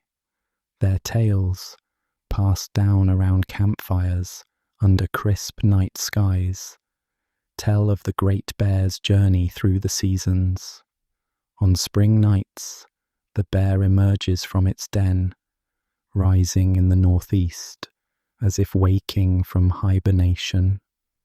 As summer comes, the bear runs high across the sky, but he is not alone. 3 hunters, marked by the 3 stars of the dipper's handle, chase close behind him. Through the long, warm nights, the chase continues, silent and unyielding. When autumn arrives, the bear grows tired as he sinks low toward the horizon. In these stories, this is the moment the hunters finally catch up. As the great bear lowers in the sky, an arrow finds its mark. The bear falls, and his spiritual essence spills onto the forest below. The trees soon turn red and gold, painted by the bear's lifeblood as the land prepares for winter's sleep. But there is no lasting death in this celestial hunt. During the cold winter, when the bear's constellation disappears from the evening sky for a time, the people say he is resting, gathering strength in a celestial den, and by spring, the great bear is born anew, young and strong, rising once again in the east to begin the eternal chase under the stars. This cycle in the sky was both a lesson and a comfort. It reminded those watching from Earth that every end is followed by a new beginning, and that the rhythms of nature and life continue unbroken. The bear's sacrifice coloured the autumn leaves, bringing beauty even in death, and its rebirth promised that no winter lasts forever. Such tales were told in soft whispers as families gazed upward, feeling connected to the great bear above and to the turning of the seasons that it heralded. Under the starlit sky, whether in Greece or in the forests of North America, the great bear's presence was a source of wonder. To the Greeks, it spoke of a mother's love and the mercy of the gods. To the Native Americans, it spoke of the natural cycles of life, death, and renewal played out in the heavens above. Even now, when we find the Big Dipper on a clear night, we might pause to think of Callisto and her child safe among the stars, and of the great bear running from the hunters only to rise again. 2 different visions sharing one eternal constellation. Our gaze moves from the great bear to another group of stars, smaller yet sparkling in close company. High above, on an autumn or winter night, one might see them clustered together like a tiny dipper of their own, or a sprinkling of diamonds on black velvet. They are the Pleiades, often called the 7 Sisters, a tight-knit cluster of 7 bright stars that have captivated human hearts for millennia. In the silence of the night, these sisters twinkle playfully, seeming almost to dance around one another. Countless cultures have stories about this little cluster, tales of siblings, of lost daughters or brothers, of birds or maidens flung into the sky. Let us listen to 2 such tales, one from the wide plains of North America, and another from the ancient hills of Greece, each illuminating how the 7 sisters came to be, and what they mean to those below. On the plains, under an endless sky, the Kiowa people tell of a time long ago when humans and animals could still speak to each other, and powerful spirits watched over the land.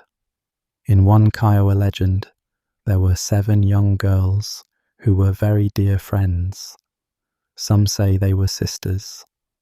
They lived in a village near a forest, and each day they played together among the trees, laughing and chasing one another in the sun. One day, as the girls wandered farther from home than they ever had before, they encountered a bear of monstrous size. In some tellings, it is a single giant bear, in others, several bears, but all agree that the creature was enormous and terrifying, with claws like great curved knives and teeth as long as arrows. The bear roared and lunged at the girls, who screamed and ran as fast as they could, their hearts pounding with fear. But no matter how quickly they fled, the bear was faster, crashing through the undergrowth, drawing ever closer. The girls huddled together, realizing in panic that they could not outrun this fearsome creature much longer. Thinking quickly, they clasped hands and fell to their knees, praying fervently to the Great Spirit to save them. Their plea was heard. At the very spot where they knelt, the earth began to tremble gently, then to rise.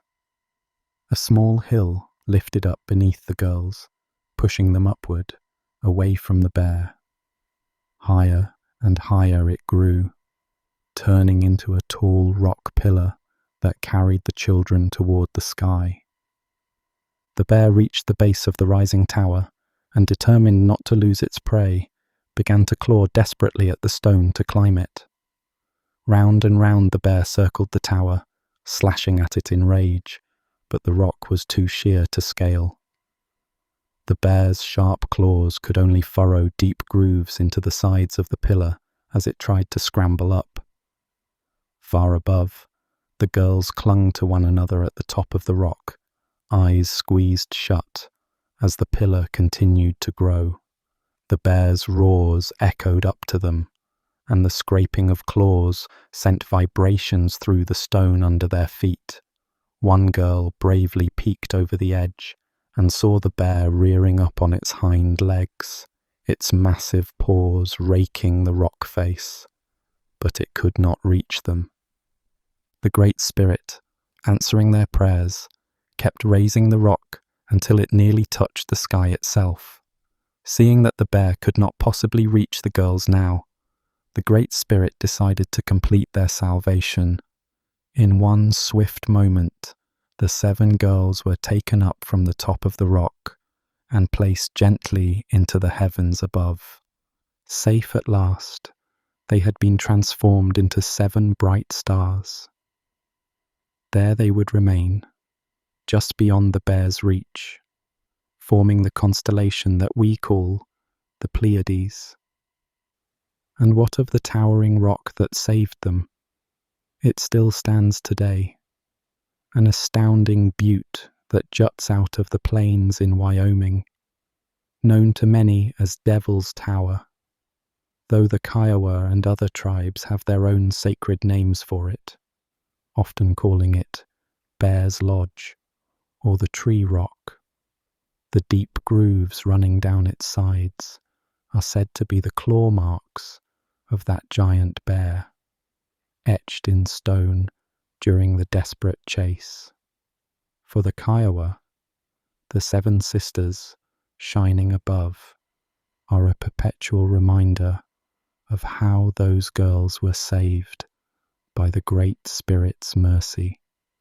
Whenever they see the Pleiades cluster glittering on a clear night, they remember that towering rock and the divine deliverance it provided.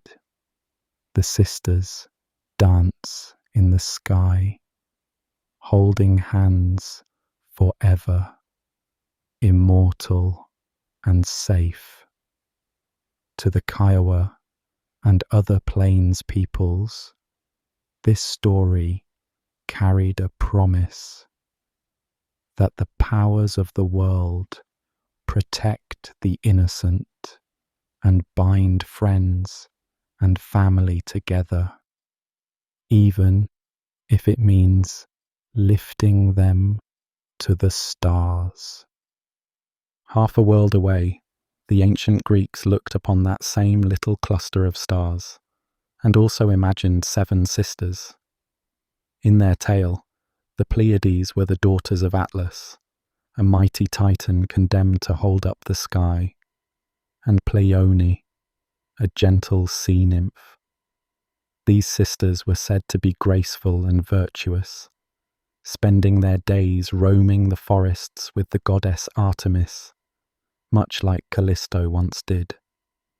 They were 7 in number, each with her own name: Maia, Electra, Taygete, Alcyone, Selaino, Sterope, and Merope, each a star, each a sister.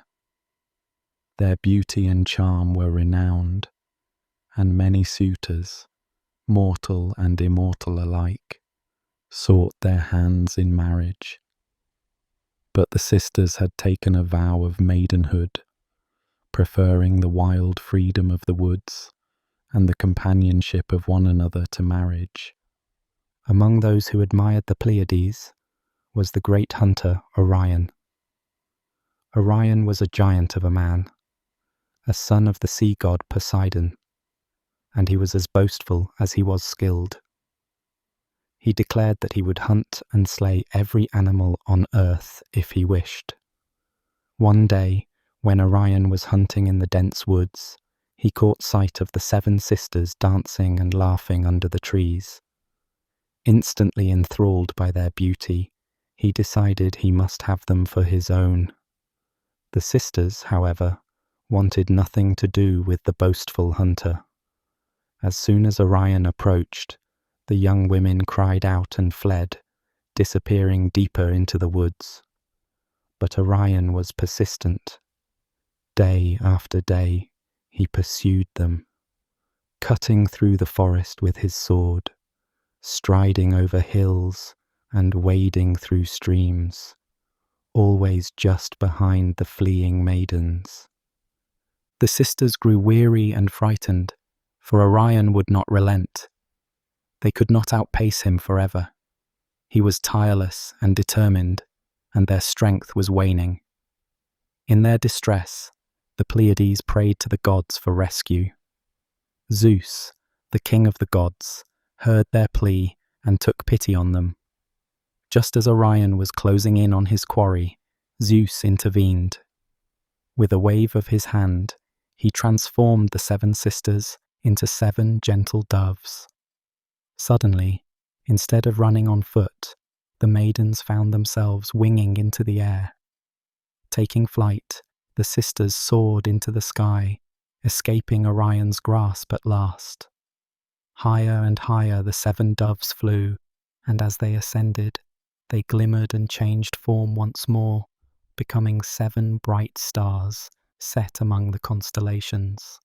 Orion was astonished as he watched his would-be captives disappear into the heavens. He could only gaze up in wonder, and perhaps in sorrow, for never again could he reach them. Yet the story does not end with the sisters' escape. In the sky, Zeus set the Pleiades together in a tight cluster, and nearby he placed Orion as a constellation too, with his gleaming belt and his upraised arm holding a mighty club. To this day, Orion the hunter still chases the 7 sisters across the night sky. On clear autumn and winter evenings, as Orion rises in the east, the Pleiades are already high ahead of him, dancing toward the west. The hunter follows, eternally pursuing, but never catching them, and the sisters, forever out of reach, shine on with a soft, silvery light safe in their celestial sanctuary. The Greeks saw this tableau in the sky and found comfort in it. The Pleiades, freed from the threat of Orion, became a sign of protection and purity. Sailors and farmers in ancient Greece would watch for the rising and setting of the Pleiades to guide their seasons, planting their crops when the sisters reappeared at dawn in the spring, and harvesting when they vanished in the glow of sunset in late autumn. The presence of the seven sisters in the sky was like a cosmic clock and a gentle reminder that family unity and the innocence of youth could overcome even the mightiest of hunters. Two cultures oceans apart, the Kiowa and the Greek, both looked at these seven stars and saw a story of flight and salvation. In both tales, the sisters were saved by a transformation that placed them in the heavens. One story by a rising rock and the hand of the Great Spirit, another by the mercy of Zeus and the wings of doves. And in both, the danger that pursued them was left behind on earth, unable to reach them in the safety of the sky. When we look up at the Pleiades on a clear night, we might recall the image of 7 young girls huddled on a rock as a bear's claws scrape stone, or 7 doves streaking into the air away from the grasp of a giant hunter. We might think of how small that cluster looks, just a tiny dipper of stars. Yet how fiercely their stories speak of protection and the enduring bonds of sisterhood and family. And perhaps we take comfort, as our ancestors did, in the notion that somewhere in the vast dark above there is a refuge even from the greatest of threats, and that innocence and unity are honoured among the stars. The night has given us many stories, but not all celestial tales belong solely to the dark. Some bridge the day and night, reminding us that the sky holds wonders, even when the stars fade. We have traced love across the Milky Way, run with bears, and fled with sisters among the constellations.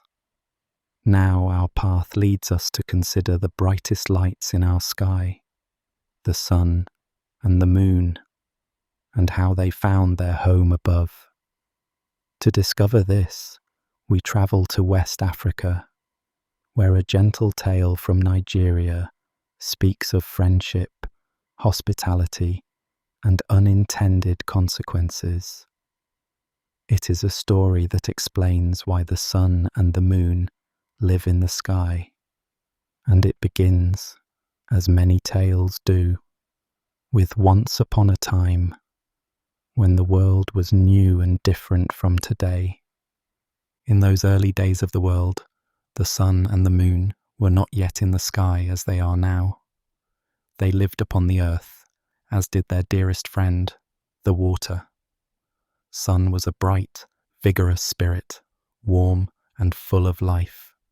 He was married to Moon, who was gentle, calm, and beautiful, shining with a soft, silvery light of her own. Sun and Moon lived together in a fine house on the earth and were very happy. Their friend Water was a powerful spirit as well, ever moving, nourishing all living things, and home to countless fish and creatures. Water was kind and generous, and Sun loved to visit him. Often, Sun would leave Moon at home and go to spend time with Water, laughing and talking as great friends do. When Sun returned home afterward, he would always tell Moon of the wonderful and curious creatures he had seen in water's vast domain. Fish with scales glittering like gems, turtles that carried their homes on their backs, and groves of seaweed swaying like gardens in a breeze beneath the waves. Moon listened with delight to Sun's stories and could see the sparkle in Sun's eyes whenever he spoke of water. One day, Moon said to her husband, "Sun, my love, our friend Water always welcomes you to his home, but he has never come to visit us here. Why have we never invited Water to our house?" Sun realized Moon was right. It was only proper, as a matter of friendship and courtesy, to invite Water in return. And truthfully, Sun had been meaning to ask Water to visit, but each time he was about to, something held him back. You see, Sun and Moon's house, though cozy and pleasant for the two of them, was not very large. Water, on the other hand, was immense, and wherever Water went, all his many children and fellow water creatures went with him. Streams and fish, frogs and crocodiles, crabs and whales, and countless others. Sun worried that his home would be too small to host his friend Water and all of Water's companions, but Sun dearly valued his friend and wished to have him visit more than anything. So the very next morning, Sun went to see Water, his rays shining brightly with excitement. He found Water flowing gently in a great river valley, the sunlight sparkling on the surface of the currents. Sun approached and respectfully greeted his friend. "My friend," Sun said warmly, "Moon and I would be honored if you would come to visit us at our home. You have shown me such hospitality in your realm. I wish to do the same for you on land." Water's wise face rippled with a smile. "You are kind, Sun," said Water in a flowing voice. "I would be happy to visit you, but I must warn you, when I come, I won't come alone. I will bring all my people, the fish and the water creatures, the rivers and streams that follow me wherever I go. I fear your house may not be large enough for all of us." Sun straightened with determination. "Then I will build a bigger house, my friend," he replied. "I will make it large enough to hold you and all your family. Please promise to come once I have prepared everything to welcome you properly." Water agreed gently. "Very well. Build your house, and I will come. But make sure it is truly vast, for I have many, many creatures with me, and if there is not enough room, you may regret it." His tone was kind but serious, wanting his friend to understand the magnitude of what he was offering. Sun returned home full of enthusiasm. He told Moon everything that Water had said. Moon, thoughtful and clever, nodded and agreed that they indeed needed to expand their home. Together, Sun and Moon set about building a great new house, the likes of which had never been seen. Day after day, under Sun's bright gaze and guidance, and with Moon's gentle light allowing them to work into the night, the house grew taller and wider. They built strong walls and a sweeping roof. Sun used his warmth to dry the bricks and timber swiftly, while Moon brought a cool glow in the evenings to guide their hands. They made a spacious courtyard and many large rooms, creating a compound they hoped would be big enough for all of Water's children. Sun was excited to welcome his friend, and Moon carefully arranged their best mats and bowls inside, wanting everything to be perfect for the visit. At last, the house was ready, a grand compound with an open courtyard at the centre. Sun admired their work proudly, and Moon smiled, pleased with how inviting it looked. The next day, Sun went to Water and said, "Our home is prepared, dear friend. Please come tomorrow and bring everyone who wishes to join you. There will be room." Water promised he would come. The following morning, just as the golden sun climbed high in the sky, Sun and Moon saw a shimmering shape on the horizon. Water was coming. In the distance, they saw him rising and approaching like a calm flood across the land. First came the little streams, flowing into Sun and Moon's courtyard, filling it like a shallow pool. With the streams came schools of tiny fish, darting this way and that, curious and glimmering. They were followed by larger fish, who swam around the legs of chairs and tables, as if those were reeds in a pond. Water paused just outside the gate of the compound and called out in a gentle, gurgling voice, "Sun, is it safe for me and my people to come in?"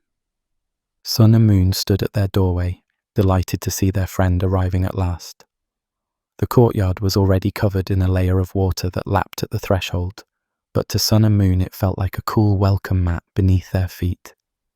"Yes, please come in, dear friend," Sun replied. "Our home is your home. We have made it large and strong for you. Enter and bring everyone." With a grateful surge, Water flowed in through the gate and into the courtyard, bringing more of his people. Small rivulets and brooks coursed in, and now frogs hopped onto the windowsills, and minnows and tadpoles swirled around Moon's ankles playfully. The water level in the courtyard rose up to Sun's shins, but he paid it no mind. Water's presence was refreshing, and Sun and Moon welcomed the fishes and frogs with laughter. After a while, Water, who had halted with only part of his family inside, asked again, "Sun, Moon, is it okay if more of my people come? Is there still room?" The house was certainly not dry anymore, but Sun and Moon did not want to appear inhospitable by hesitating. They looked around. Their chairs and furnishings in the courtyard were wet, but many floated sturdily, and the inner rooms were still mostly dry. Moon had lifted her gown a bit, and Sun had rolled up his trousers, but both were still smiling. "Of course, friend, bring everyone. We have plenty of space," Sun called out. Water then poured in more of his people. Turtles paddled in, their shells bobbing on the waves. Gleaming fish with rainbow scales slithered by, and water snakes wound gracefully across the flooded floor. The water level rose up past Sun's waist. Moon had to gather her flowing skirts to keep them from floating away as water reached her knees. Still, Sun and Moon smiled and welcomed their guests, leading Water and his entourage further into the house. The first of the large rooms began to fill, and Water's people cheerfully explored them. Fish peeked under beds and around tables. Crabs skittered inquisitively across the halls. Water, who was now ankle-deep in the central courtyard himself, seemed pleased, but again cautious. He asked once more, "Do you have space for more, dear friends? There are many still waiting to come in." Sun and Moon exchanged a quick glance. The water was now creeping into their main hall, and the beautiful mats Moon had laid out were drifting around. Their lovely home was fast becoming a pond, but they were determined to honour their promise and not show any hint of doubt. Sun's friendship was true, and Moon's hospitality was strong. They did not want to turn anyone away. With a somewhat strained but still genuine smile, Sun answered, "Yes, come in, all of you. Our home welcomes everyone you bring." Suddenly, a great wave of water surged through the gate. In came the big river fish, the carp and catfish, and even a few small sharks. Along came families of otters, playful and tumbling through the flood, chasing each other between table legs. Tall herons waded in on stilt-like legs, looking for fish to catch. The courtyard became a deep pool, and water poured into every chamber of the house now. Sun and Moon did their best to help as many creatures as they could, guiding them to different rooms and perches, trying to keep fragile items safe by moving them to higher shelves. Soon, water reached the windowsills, and then the water rose higher, up to the roof line of the smaller storehouses within their compound. In the deepest part of the house, Moon stood on her tiptoes as water lapped at her shoulders. Her once silvery dress now thoroughly drenched. Sun, holding Moon's hand tightly, was nearly submerged up to his neck in what used to be their living room. Finally, Water himself, in all his fullness, began to enter, bringing the rolling might of the sea into what had once been a tranquil home. Colourful coral and swaying water plants drifted in the currents that now flowed through doorways and hallways. Schools of every kind of fish wove through the furniture like living tapestries. In the highest rafters of the house, seabirds who had come along bobbed and fluttered, finding new perches. It was beautiful in a strange way, a living aquarium where once there were carpets and shelves. But it was also overwhelming. Sun realized with dawning concern that his promise to accommodate Water might have gone too far. Water did not wish to harm his friends, certainly, but he had warned them of his immensity, and now here he was, in his full glory, filling every inch of space. As Water's endless wave continued to flow in, Sun and Moon found themselves climbing onto the roof of their house to escape the rising flood. They sat on the thatched roof, wet and bewildered, clinging to each other. From this perch, they could see their courtyard had become an immense lake, and all the rooms were completely submerged. Fish swam in and out of windows freely, as if those windows were coral caves. The laughter and chatter of Water's creatures filled the air as they explored every corner of Sun and Moon's home. Water's voice, still gentle but concerned, echoed up to them. "Dear Sun, dear Moon, are you all right? I did warn you this might happen." Sun couldn't help but chuckle softly despite the predicament. "Yes, my friend, we are all right.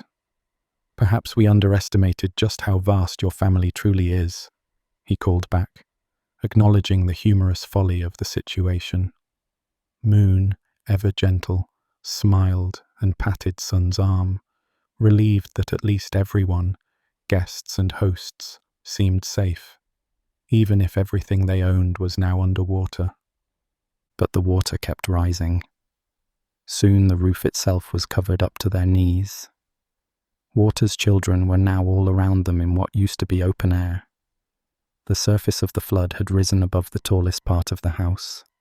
It was as if Sun and Moon were sitting at the bottom of a shallow lake. A curious fish even brushed past Sun's face, flicking a fin at him in greeting. Moon gasped softly as she saw a sleek, whiskered catfish slide between them. It was clear that even the roof would not be a refuge for long. With no place on earth left to stand, sun and moon had only one direction left to go: upward. And so, as water continued to surge gently but inexorably, sun and moon climbed higher still, leaving the last bits of their home and ascending into the sky itself. They rose slowly at first, just above the rooftop where they had sat. Then, as they gained confidence, they floated above the treetops that poked out from the flood, and then through the clouds, up and up. Water's flood had inadvertently chased his dear friends from the earth. Sun, shining with his characteristic brilliance, and moon, glowing softly beside him, took refuge high above, where the flood could not reach. Water, realizing what was happening, finally ceased his advance. He gently settled the waters across the world, forming the great seas and oceans that now cover so much of the earth. But by the time the floodwaters calmed, sun and moon had gone far beyond his reach, climbing all the way into the heavens. From that celestial vantage, they looked down in awe at the changed world below, so much of it gleaming blue with water, and felt a mix of sadness and wonder. They missed their cozy home on earth, but now they had a new home in the sky. From that day forward, sun and moon made their home in the heavens. During the day, sun shines warmly down on the earth, drying the lands that water covers and giving light and life to all living things. At night, faithful moon keeps watch, her gentle glow guiding travellers in the darkness and reminding the world of the love and loyalty that carried her and sun to the sky. Water remained mostly below, filling the oceans, lakes, and rivers, though occasionally he still reaches toward the sky in billowing clouds and falling rain, almost as if inviting his old friends to come back for a visit. And when the rains fall, it is like water stretching up to kiss the sky, a sign that their friendship endures in its own way. Sun and moon never forgot their friend, and water never forgot them. Sometimes, at the edge of the world, they meet, the ocean's horizon touching the sky in a bright line far away, where sun sinks down each evening into water's embrace, and moon later sets as well. And every so often, when conditions are just right, one can see a rainbow bridging water and sky, like a friendly smile shared between old companions. People in Nigeria tell this story to explain how the sun and the moon came to dwell in the sky. They speak of how sun's generosity and water's vastness changed the world forever. Yet there is no bitterness in the tale. Sun and moon do not blame water for what happened, and water misses his friends dearly. It's simply the way things came to be. To this day, when we look up and see the sun high above, and the moon following her path, we remember that they once walked on earth. It was the pull of friendship and the spirit of hospitality that lifted them to the heavens. And if you listen to the gentle crash of ocean waves on the shore, you might imagine water telling his side of the story, laughing softly as he remembers the day he nearly drowned the sun, and sighing as he recalls how his friends slipped away into the sky. Now the sun and moon reside in the sky, giving us the regular rhythm of day and night. But even the sun, so constant and brilliant, has her own story of loss and return. In the ancient land of Japan, People have long told the tale of how the great sun goddess Amaterasu once hid away in sorrow, and how she was lured back to bring light to the world again. Amaterasu Omikami, whose name means great divinity illuminating heaven, was the sun goddess and the most revered deity in the Shinto pantheon. She reigned over the high plane of heaven, casting her radiant light over the earth and all its living creatures. Amaterasu was a benevolent, life-giving presence. As long as she shone, crops grew, rivers flowed gently, and people prospered. But Amaterasu had a brother named Susanoo-o, the storm god, who was as wild and unpredictable as the seas he ruled. Susanoo-o was prone to fits of anger and destructive mischief, and though he loved his sister in his own way, his actions often caused chaos and pain. One day, Susanoo-o's antics went too far. He had been quarrelling with Amaterasu, raging and wreaking havoc in her celestial domain.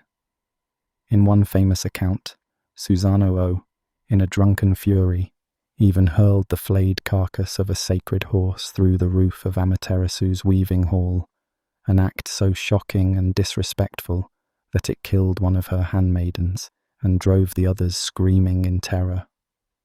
The commotion and desecration of her sacred space deeply hurt and frightened Amaterasu. She, who brought light and life to the world, now felt a shadow over her heart, cast by her own brother's violence and disrespect. Heartbroken, angered, and ashamed, Amaterasu decided to withdraw from the world. She clutched at her grief and resolved to hide her light. The great sun goddess retreated into a cave called Amano Iwato, the heavenly rock cave, and rolled an enormous boulder across its entrance, sealing herself inside. The very moment Amaterasu disappeared into the cavern and the stone blocked the way, her brilliant light was shut off from the earth. The sun vanished from the sky, and an unending night fell across the world. Without Amaterasu, darkness enveloped everything. The world grew cold and dismal. In fields and forests, without sunlight, crops withered and failed to ripen. Chilly, damp air settled where warm rays once shone. The joyous voices of nature were silenced. Birds ceased their songs because dawn never came, and the ever-chatty crows, who greet the morning, cawed in confusion and despair. Humans woke to gloom and went to sleep in gloom. They looked to the sky and found no comfort, only the faint pinpoints of stars and the pale glow of the moon, where once a bright sun had ruled. Despair spread like a fog among gods and humans alike. The other kami, spirits and deities, realized that without the sun, nothing could thrive or survive for long. They knew they had to find a way to coax Amaterasu out of the cave and restore balance, for the world was literally and spiritually in darkness. The gods gathered on the riverbank outside the sealed cave, convening a grand council to discuss how they might persuade Amaterasu to emerge.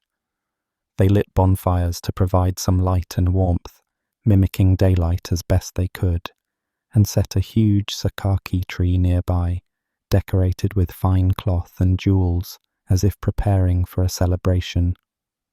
They even placed cocks and roosters on high perches, hoping their crowing might trick Amaterasu into thinking day had broken, perhaps luring her out.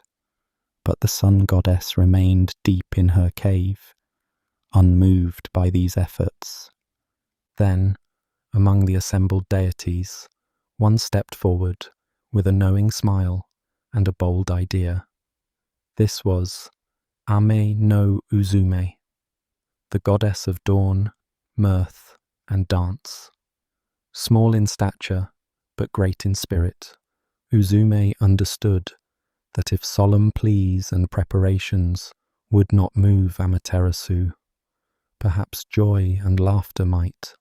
She turned over an empty washtub near the mouth of the cave to serve as a makeshift stage. Upon a branch of the sakaki tree, she hung a large bronze mirror, polished to brilliance, facing the cave. She also hung magatama beads and bright strips of cloth from the branches, ornaments that glinted in the firelight. The other gods watched curiously, wondering what she intended. Ame no Uzume climbed atop the tub and began to dance. It was an odd, whimsical dance at first, anything to provoke a reaction. She tapped her feet rhythmically on the tub, the hollow drumbeat echoing among the rocks. She rolled her hips in an exaggerated way and flung her arms out wide. The other gods murmured in surprise. This was a sacred gathering, and yet here was Uzume capering about playfully. As they watched, Uzume's movements grew even more uninhibited. She started to sing bawdy, humorous verses, improvising cheeky lyrics that drew stunned gasps and then giggles from the deities. With a mischievous grin, Uzume began to peel off pieces of her clothing, tossing away her elegant kimono sleeves and loosening her robe. The gods were astonished, and then one chuckled, and another, and soon they were roaring with laughter at the sight of this respectable goddess performing such a comical, raucous dance. The more the gods laughed, the more Ame no Uzume poured her heart into joyous performance. She twirled and stomped on the tub, drumming faster. She flashed funny faces and struck ridiculous poses, giving the onlooking gods a scandalous wink. Laughter rolled across the heavens like thunder, but this was a happy thunder, full of mirth.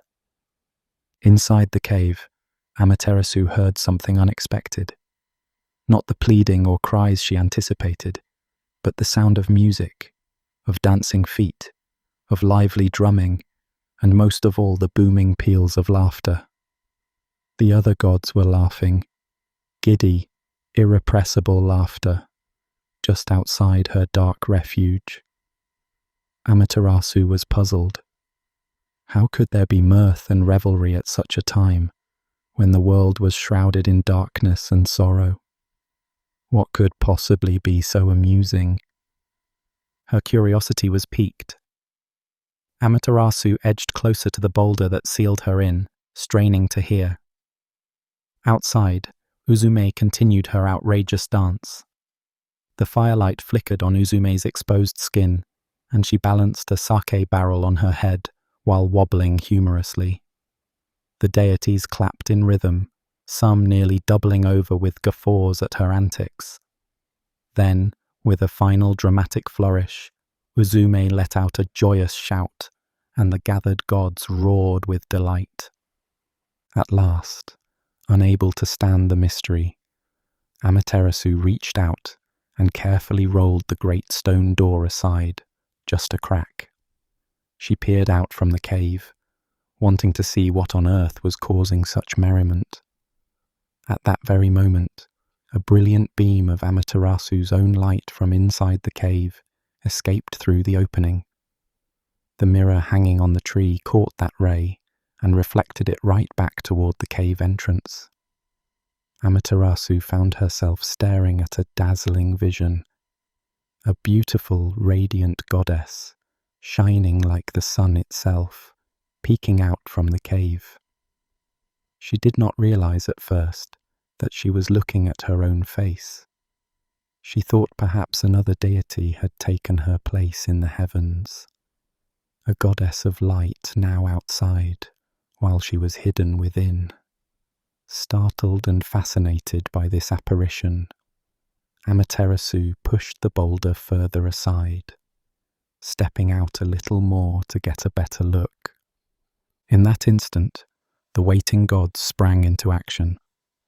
The strong deity Tajikarao, known for his prodigious strength, lunged forward and seized Amaterasu's hand. With all his might he pulled, yanking her out of the cave completely. At the same time, another god quickly flung the massive boulder back over the cave entrance, and the deity, Futadama, swiftly tied a sacred Shimenawa rope across the entrance of the cave. This rope, adorned with zigzag paper streamers, declared the area holy and off limits. It meant that the door was sealed and that Amaterasu could not re-enter the cave. Suddenly, Amaterasu found herself outside, standing among a crowd of gods, blinking in the red glow of bonfires. Before her stood Ame no Uzume, panting slightly from her dance, with leaves in her hair and a triumphant, goofy grin on her face. Around Amaterasu, many of the gods were still chuckling, their faces flushed with relief and joy at seeing her again. Realizing she had been tricked into coming out, Amaterasu could have been angry, but as she looked around at the assembly of gods, some still catching their breath from laughter, some gazing at her with tears of gratitude in their eyes, she felt the darkness inside her begin to dissolve. They had missed her terribly. All of existence had cried out for her return, and they had gone to such strange, delightful lengths to coax her back. Amaterasu's own lips, which had been set in a grim line for so long, softened into a smile. A giggle bubbled up, her first laugh since Susanoo's terrible prank, and it slipped out as gently as a sunbeam breaking through clouds. At that moment, the world was changed. Amaterasu's brilliant light, no longer confined, burst forth in all directions. The dawn broke, glorious and golden, for the first time after an endless night. Warmth washed over the land. Darkness and cold recoiled as the sun goddess rose into the sky, her radiance growing stronger by the second. Birds, sensing the return of daylight, began to sing and chirp in the trees. A rooster crowed exuberantly, announcing the morning. Dewdrops on leaves sparkled like a million tiny mirrors, reflecting the sun's return. Flowers, which had remained closed in the eternal night, now opened their petals to drink in the light.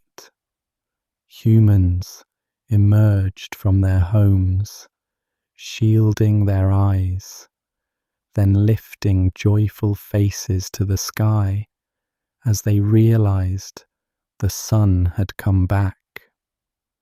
Everywhere, life stirred and hope was reborn. Amaterasu ascended to her rightful place in the heavens once more, casting her benevolent light across the earth. The gods rejoiced and offered her sincere apologies for Susanoo's behavior and for any pain she had endured. As for Susanoo, he too was contrite when he saw the damage his tantrum had caused. For his transgressions, he was banished from heaven for a long time to roam the earth and undergo trials, until he could prove he had reformed. In time, Amaterasu and Susanoo were reconciled after he showed remorse by slaying a great serpent and gifting Amaterasu's descendants a sacred sword from its tail. Balance was thus restored between sun and storm. The tale of Amaterasu's disappearance and return became one of the most cherished stories in Japan. It is said that this event gave birth to the arts of kagura, the sacred dance, and that every time shrine maidens dance and laugh during festivals, they reenact Ama no Uzume's joyous performance that brought back the sun. The mirror that lured Amaterasu out, along with the Magatama beads and the sword of Susanoo, became the three sacred treasures of Japan, symbols of the imperial family said to be descended from Amaterasu herself. To this day, festivals and rituals honor the moment when Amaterasu emerged from darkness. For example, at dawn ceremonies, people clap and laugh to remember that laughter once saved the world. And so light was restored, and the world flourished again under Amaterasu's grace. The sun goddess, in her wisdom, learned just how valued her light was, and how deep the love ran between herself and those who depended on her. The other gods learned that even the brightest, most powerful among them could feel despair, and that sometimes a little laughter and camaraderie were needed to heal that pain. Ever since that day, Amaterasu has kept her promise never to abandon the world again, and her warm sunlight has faithfully returned every morning to bless the earth. Now, as we conclude this gentle voyage under the starlit sky, we find ourselves back where we began, beneath a tapestry of glittering constellations. The night is quiet and serene around us. Above, the stars still whisper of ancient loves and labours, of brave hunts and gentle rescues, of laughter that saved the dawn. The Milky Way arches overhead, a pale river of light carrying the echo of the Weaver Maiden and the cowherd's yearly reunion. In the north, the Great Bear and her little cub circle the pole, keeping their eternal vigil as the seasons turn. The seven sisters cluster together, forever out of the hunter's reach, tiny beacons of safety and togetherness. The moon has risen now, serene and knowing, a reminder of a friendship so generous it carried her and her beloved son to the sky. And even now, perhaps, the very first hint of dawn is touching the eastern horizon, a promise that Amaterasu's light will always return after the darkest night. Our journey through these mythical skies pauses here, at a resting point between darkness and dawn. The tales we've shared settle in the silence, like stardust drifting down. We do not bid them farewell, for they live on in every night sky and in our hearts. Instead, we let them become part of us, as natural and comforting as the constellations that wheel overhead. In the quiet that follows, you might close your eyes and picture each story as a constellation of its own. Connected stars forming images of lovers meeting on a bridge of birds. A bear and her cub nestled among the stars. Sisters lifted up to safety. A radiant sun and moon ascending from water, and a laughing goddess leading the sun out of a cave. When next you find yourself under a clear night sky, perhaps you'll remember one of these tales and share it softly with someone by your side, or simply hold it in your heart as you gaze upward. The sky above is a gallery of stories, ancient, beautiful, and ever watchful. And though we end this part of our journey now, the stars will continue to shine, and the heavens will continue to inspire. Rest here under their gentle light, with the knowledge that when the time comes, there are more stories waiting just beyond the horizon. In time, we will journey together again under these timeless, starry heavens. Imagine yourself beneath a vast night sky, clear and endless, sprinkled with countless stars. In the stillness of this moment, you gaze upward and feel a gentle pull, a quiet longing from deep within. Since the dawn of time, people have felt this pull, a yearning to reach beyond the clouds, to touch the heavens above. They watch the sun climb each morning and the stars circle overhead each night, and they dreamed of finding a path from the earth to the sky. In hushed voices around flickering fires, our ancestors told stories of how one might bridge that great distance. They imagined shimmering bridges of light and towering mountains whose peaks disappeared into the heavens. These were the pathways to the sky, the sacred connections between our world and the mysteries above. In the far north, where the auroras dance and the winters are long, the Norse people spoke of just such a bridge. They called it Bifrost, the rainbow bridge.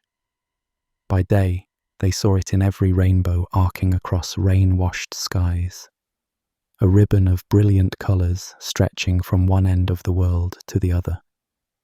But in their myths, Bifrost was more than a fleeting bow of light. It was a living road between Midgard, the realm of humans, and Asgard, the realm of the gods. Imagine it, a radiant archway shimmering in the sunlight, trembling gently with each step of a god who walked upon it. Its hues glowed red, orange, yellow, green, blue, indigo, violet, all the colours of the rainbow woven into a bridge strong enough to carry divine chariots. Yet it was delicate too, like a thing of magic. The legends said that only those invited, or truly heroic, could ever hope to set foot on this bridge of sky. At the far end of Bifrost stood a vigilant guardian, the god Heimdall, who needed no sleep and could see for 100 miles in the dark. With ears so keen he could hear grass grow, Heimdall kept watch over the shining bridge night and day. He listened for the sound of distant footsteps, or the faint creak of the bridge's arch under unexpected weight. Only the gods and fallen heroes, bound for the halls of Valhalla, could cross freely. Should any unwelcome being try to storm the heavens, Heimdall's horn would sound an alarm across all worlds. But in peaceful times, one might picture a quieter scene. Perhaps the gentle footsteps of a goddess like Frigg gliding over the colours, or the thunder god Thor returning home across the sky after roaming the earth. Each footfall on Bifrost sent soft ripples of light across the heavens. For the Norse, the rainbow bridge was a comforting vision. In a world of icy winds and harsh storms, it promised that the realm of the divine was not unreachable. It curved down right into their own world. When a rainbow appeared after the rain, It was as if a bit of Asgard touched Midgard for a shining moment. It reminded them that the gods were never far, that perhaps, with courage or favour, one could find a path upward along that glowing arc. Elsewhere, other peoples found different bridges to the sky. In many cultures, the highest mountains were seen as holy places, natural pathways from earth to heaven. Picture a lone peak, its summit lost in the embrace of clouds. To those standing in its shadow, it must have seemed the mountain's top pierced the very floor of heaven. The ancient Greeks looked upon Mount Olympus in this way, rising majestically, snow-capped and remote. Olympus was more than rock and earth. It was the home of the gods. Zeus, Hera, Athena, Apollo, and all the great Olympians were said to dwell in palaces somewhere upon that misty summit. No mortal could climb high enough to find those gleaming halls. The slopes were steep, the thunderstorms fearsome, the way hidden by thick veils of cloud. But the idea of it fired the imagination. When lightning flared atop Olympus, it was Zeus hurling his thunderbolts from the heavens. When the snows melted and fed clear streams down the mountainside, it was a gift from the divine realm above. In their minds, Olympus was a celestial bridge, a meeting point of earth and sky. If ever a hero or a favoured soul might reach the tip of that peak, perhaps they too could step into the courts of the gods. Far to the east, beyond vast deserts and fertile plains, the Hindus and Buddhists told of an even mightier mountain, Mount Meru. Unlike Olympus, Meru was not a place one could find on any map, but a cosmic mountain at the very centre of the universe. They described it as a golden mountain of unimaginable height, its base rooted in the deepest oceans, and its summit touching the pole star itself. Upon its peak lay the realm of the gods, Indra's heaven, adorned with magnificent gardens and shining cities, and around its middle were tiered the heavens of lesser deities. The sun, moon, and stars all circled reverently around this great axis of the world. No human could ever scale Mount Meru, for it belonged to a different plane of existence. But sages and seers spoke of it in poetry and scripture. They said its slopes were clothed in clouds and its cliffs studded with gems. Its peaks glowed with eternal sunlight, a place where time itself flowed differently. Mount Meru stood as the pillar of heaven, the cosmic bridge that linked the earth to all the higher realms above. Across cultures, seekers of the divine often ascended physical heights to approach the heavens. Prophets climbed lonely mountaintops, hoping to hear the voice of God in the whispering wind, and hermits dwelt on peaks to be closer to the sky's wisdom. And there are other paths in the old stories too. Not only bridges of light and mountains of stone, but ladders and ropes, trees and vines reaching skyward. In a dream from the Bible, the patriarch Jacob saw a ladder set upon the earth. its top reaching to heaven, with angels ascending and descending upon it. Many indigenous peoples around the world have spoken of a time when the sky was closer, joined to the earth by a colossal tree or an ancient vine, a living ladder that one could climb to visit the sky world. In some tales, humans once freely walked up and down between earth and sky, until a tragic misstep or a divine act severed the connection, leaving the sky just beyond our grasp. They saw birds soar and clouds float, and they imagined what it would be like to climb up and never fall. Some tales even tell of bold climbers stacking great piles of rocks or shooting arrows into the sky itself in their quest. In one legend, a warrior fired an arrow toward heaven and it stuck in the sky dome. He shot another to lodge into the tail of the first, and then another, forming a ladder of arrows rising upward. With determination, the hero climbed this fragile stairway of arrows, higher and higher, refusing to give up until he reached the world above. In other stories, wise shamans spoke of spirit journeys, climbing invisible ropes, or rays of moonlight in trance, visiting the sky realm and returning with secrets.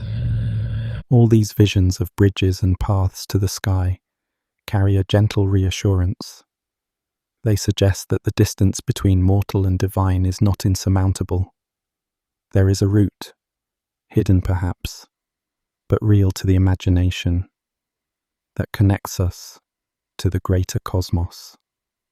Whether by a shimmering rainbow after a storm, a holy mountain piercing the clouds, or a ghostly ladder glimpsed in a dream reaching starward, people have long found comfort in the idea that the journey upward is possible.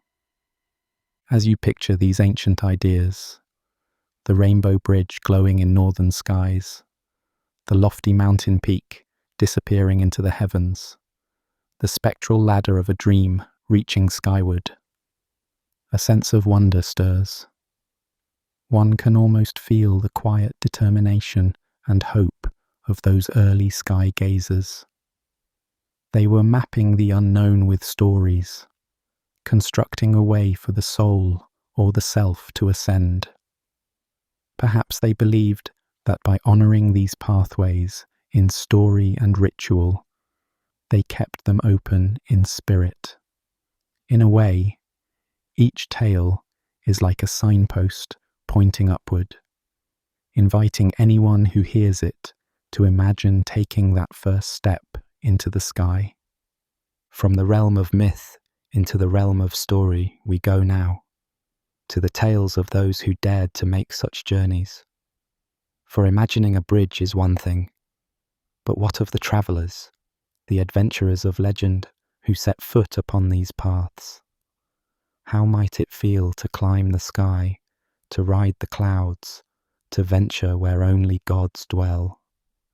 Gently, our journey now follows in the footsteps, or wing beats, of a few brave souls who ascended to the heavens in days long past. Our first tale comes from ancient Mesopotamia, from the land where the Tigris and Euphrates rivers nourish the cradle of civilization. Here, under the same eternal sky, people over 4,000 years ago spun a gentle story about a man who travelled to heaven. It is the story of King Etana and a faithful eagle, a tale of friendship, hope, and a journey among the stars. In the bustling city of Kish, so the story goes, there lived a good and just king named Etana. Kish was newly built, a proud city with high walls set by the gods themselves. Yet for all his virtues and the prosperity he brought to his people, King Etana was heavy-hearted, for he had no child to inherit his throne. Night after night, when the city grew quiet and the stars glinted over the silent palace, Etana would climb to a rooftop or a high place. There, bathed in silver moonlight, he would lift his eyes to the heavens and pray. He prayed to Shamash, the sun god who sees all, whose golden chariot crosses the sky each day. Etana asked for the blessing of a child, a son who might one day rule after him. For a long time, his prayers seemed to go unanswered. But Etana did not lose faith. Each morning at dawn, he greeted the rising sun with hope, and each night he whispered his wish to the listening stars. Unknown to him, his steadfast devotion was noted by the gods.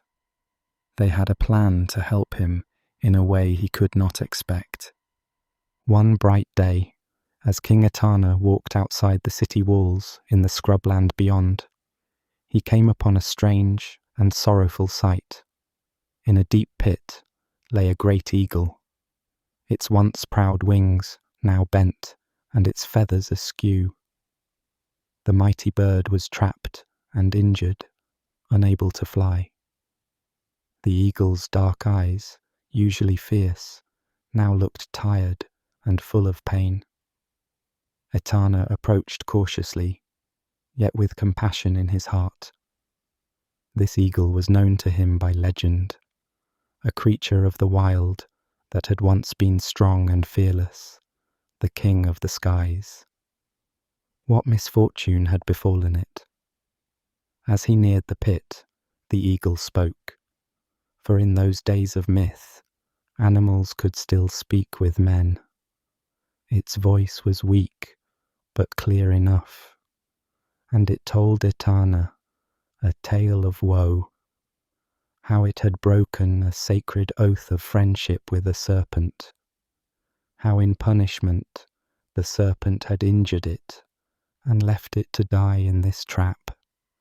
The eagle's pride had been its downfall, and now it languished, unable to soar. Etana felt pity for the poor creature. Here was a fellow soul, fallen from the heights, longing to regain the sky, not unlike Etana himself, who yearned for something just out of reach. Gently, he resolved to help the eagle. With great effort, he climbed down into the pit. The eagle was heavy and wary, but it sensed the kindness in the king's eyes. Etana tore a strip from his own robe and bound the eagle's broken wing. He brought water in his leather flask to quench the bird's thirst, and day after day he returned to that pit with food and medicine. Under Etana's care, the eagle grew strong once more. Its wings mended, and its sharp gaze returned. Through this kindness, an unlikely friendship blossomed between the king and the eagle. In the evenings, as Etana sat beside the recovering eagle, he would speak of his troubles, as one might confide in a friend. Perhaps he spoke of his longing for a child, the continuation of his line, and the future of his people. The eagle listened, and in its clever mind it understood that Etana's wish was as dear to him as the open skies were to a bird. Grateful to Etana for saving its life, the eagle wondered how it might repay this debt of kindness. One night, Etana had a vivid dream. In his dream, the sun god Shamash appeared in a radiant glow and showed him a vision. A gleaming object nestled high in the heavens, a mysterious treasure known as the plant of birth. If Etana could obtain this heavenly plant, it would grant him the blessing of a child.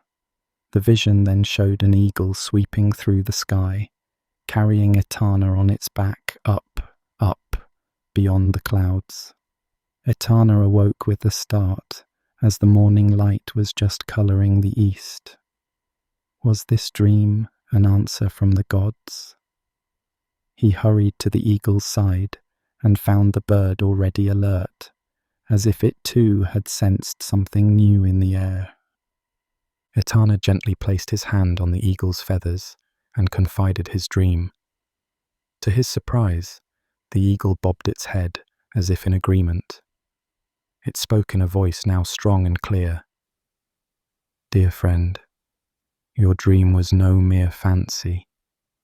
I too saw a sign in my sleep. The gods have chosen us for this journey. If you are willing, climb upon my back, hold fast, and I will carry you to the highest heaven.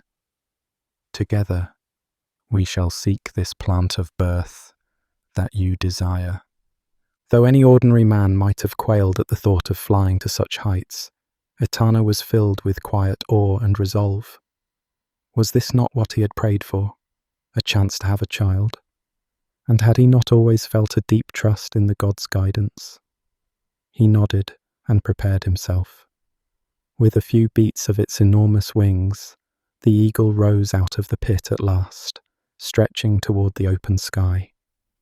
Etana carefully climbed onto the eagle's back, wrapping his arms firmly around the bird's strong neck, and pressed his body close against the feathers. His heart pounded, but he felt no fear, only a tingling anticipation. Then, with a powerful lunge and a sweep of wind, the eagle and Etana took flight. The ground fell away beneath them. Over the fields they soared, above Kish's walls and the shining ribbons of its rivers. The people in the city below looked up in astonishment, shielding their eyes, thinking perhaps a great bird spirit flew overhead. Higher and higher the eagle climbed, its wings labouring but steady. Cool winds rushed past Etana's face. As they ascended, the world below transformed into a patchwork of greens and browns. The great river Euphrates became a silver thread, and the city of Kish a mere dot amid the vast plain. Etana dared to peek down, and marvelled at how small everything was. A gentle cloud drifted by, then another, damp and smelling of rain. Soon, they were above even the tallest cloud peaks, in an airy silence broken only by the rhythmic whoosh of the eagle's wings. The sky around them turned a deeper shade of blue as they climbed, and the sun shone bright but comfortingly warm on their backs. At one point in their ascent, they passed through a thick bank of clouds, and when they emerged above it, the ground had vanished entirely from view. Nothing lay below but a white haze and the curving horizon. For the first time, Etana felt a pang of fear and dizziness. His fingers dug into the eagle's feathers. I cannot see the land anymore," he murmured, voice quivering. A moment of doubt crept in, an urge to turn back to the familiar earth. The ever-watchful eagle heard the tremor in his friend's voice. Tilting its head kindly, it spoke over the sound of the wind. "Hold on tightly, dear friend. Do not fear. I have flown this high before. Trust me to carry you. The earth is still there, just hidden for a while, Keep your eyes on the light above." Etana took a steady breath and nodded, pressing close to the eagle's warm, steady form. With renewed courage, he fixed his gaze upward again. As they flew on, Etana's fear melted into awe once more. The clouds beneath them parted, and he glimpsed the land far below, a mosaic of tiny patterns, reminding him how far he had come and strengthening his resolve to continue. Time seemed to slow in that high realm. As the minutes or hours passed, Etana's grip remained firm, but his initial excitement settled into a serene trust. He felt safe with his friend, the eagle, who navigated the invisible currents of the sky with expert grace. Occasionally, the eagle spoke, pointing out the marvels below. "Look there, friend," it might say. "That sparkle is the great sea, stretching endlessly. And there, the broad curve of the earth's horizon."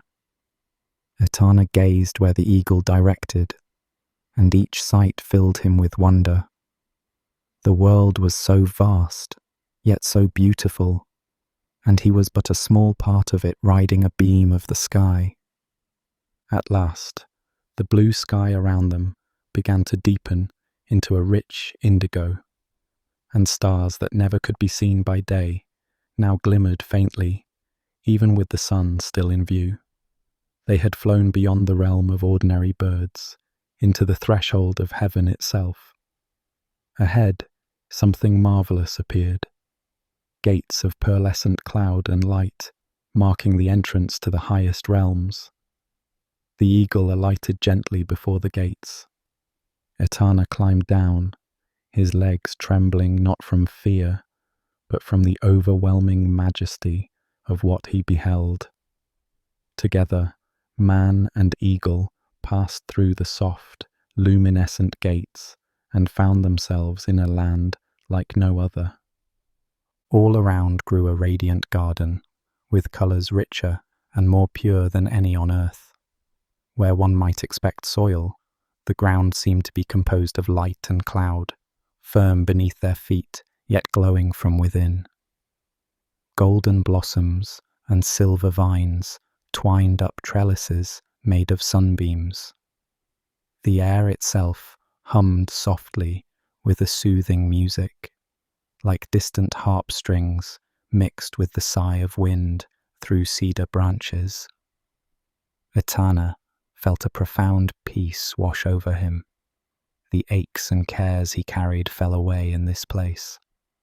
A graceful figure approached, the goddess Ishtar, queen of heaven, in flowing robes that shone like the morning star. With a gentle smile, she welcomed Etana and his eagle companion. Ishtar knew of their quest. From a crystal basin nearby, she lifted a small object that looked like a living sapling, but glowed with an inner light. This was the plant of birth from Etana's dream, a divine herb bestowed only by the gods. With great reverence, Etana accepted this treasure into his hands.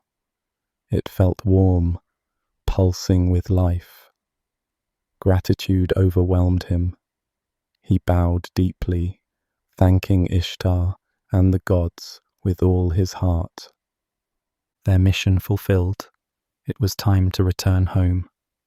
Etana once more mounted the eagle, cradling the precious plant carefully.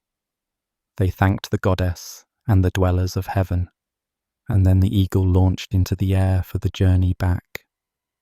This time, Etana did not look down with uncertainty. He trusted the eagle completely and admired the beauty around him as they glided gently down from the realms of light. The sun was setting as they descended, painting the sky in rose and amber. Soon, the familiar sights of the earth reappeared below, the rivers, the plains, and finally the walls of Kish glowing in the twilight. The eagle landed in the royal gardens, where Etana stepped off with the plant of birth held close to his heart. He thanked his friend in a voice choked with emotion. The eagle, who had once thought its fate was to die in a pit, had risen to become a saviour for the king. With a final affectionate gaze, the great bird unfurled its wings and flew off into the dusk, back toward the freedom of the open skies it loved, its task complete. Etana watched until the eagle was just a dark silhouette against the pink sky, then turned toward his palace with hope and joy welling inside him. In time, King Etana's wish came true. His queen bore a healthy son, a baby boy whose first cry rang out as bright as a bell on a clear morning. They named him Bali, and he would one day sit on his father's throne and carry on the lineage. The people of Kish rejoiced, and Etana ruled wisely for many years, always remembering the journey that granted him his heir. Often on quiet evenings, Etana would stand at the palace window and watch the eagles soaring high above. No one else knew of his secret adventure, yet it was enough for him to recall it in his heart. He felt deep gratitude to the eagle who became his friend, to the gods who heard his prayer, and to that wondrous path through the sky that he had been privileged to travel. The tale of Etana and the eagle was passed down through generations, told in a gentle hush to children at bedtime, and recited by storytellers in market squares. And as those listening closed their eyes, they could almost feel the cool wind of those lofty heights and see the earth far below, just as Etana did. It was a tale that brought comfort, the idea that with faith, kindness, and a bit of divine help, a person might rise above any hardship, even ascend to the very heavens to find what they seek. Now, let us leave the warm lands of Mesopotamia and journey eastward into the ancient forests of India, where another story of a journey to the stars awaits. In this tale, there is no winged steed, no bridge or stair. Instead, the path to heaven is found through inner strength and devotion. It is the story of a child, a little boy named Dhruva, whose unwavering heart carried him to the highest star. Long ago in India, there lived a young prince called Dhruva. He was just 5 years old, with bright, curious eyes and a tender spirit. Dhruva's father was a powerful king, and the boy had been born into a life of comfort in the palace. Yet, not all was well in Dhruva's world. The king had 2 wives. Dhruva's mother was the gentler, less favoured queen, and his stepmother was a proud and ambitious woman. Dhruva had a half-brother, the son of the stepmother, who was doted upon by the king and told that one day he would inherit the throne. As a small child, Dhruva couldn't understand why his father's affection seemed to belong mostly to his half-brother. He yearned for his father's lap and the warmth of his embrace, as any child would. One evening, in the golden halls of the palace, Dhruva saw his half-brother laughing in their father's arms. Innocently, the little boy ran toward them, wishing only to join and sit on his father's knee. But before he could reach the king, the stepmother, eyes flashing with anger, stepped in his way. She pulled Dhruva back harshly and scolded him in a voice both cold and cutting. "How dare you?" she hissed. "Think you can sit with the king? That honor is not for you. It is for my son, the future king. You, Dhruva, are not destined for the throne.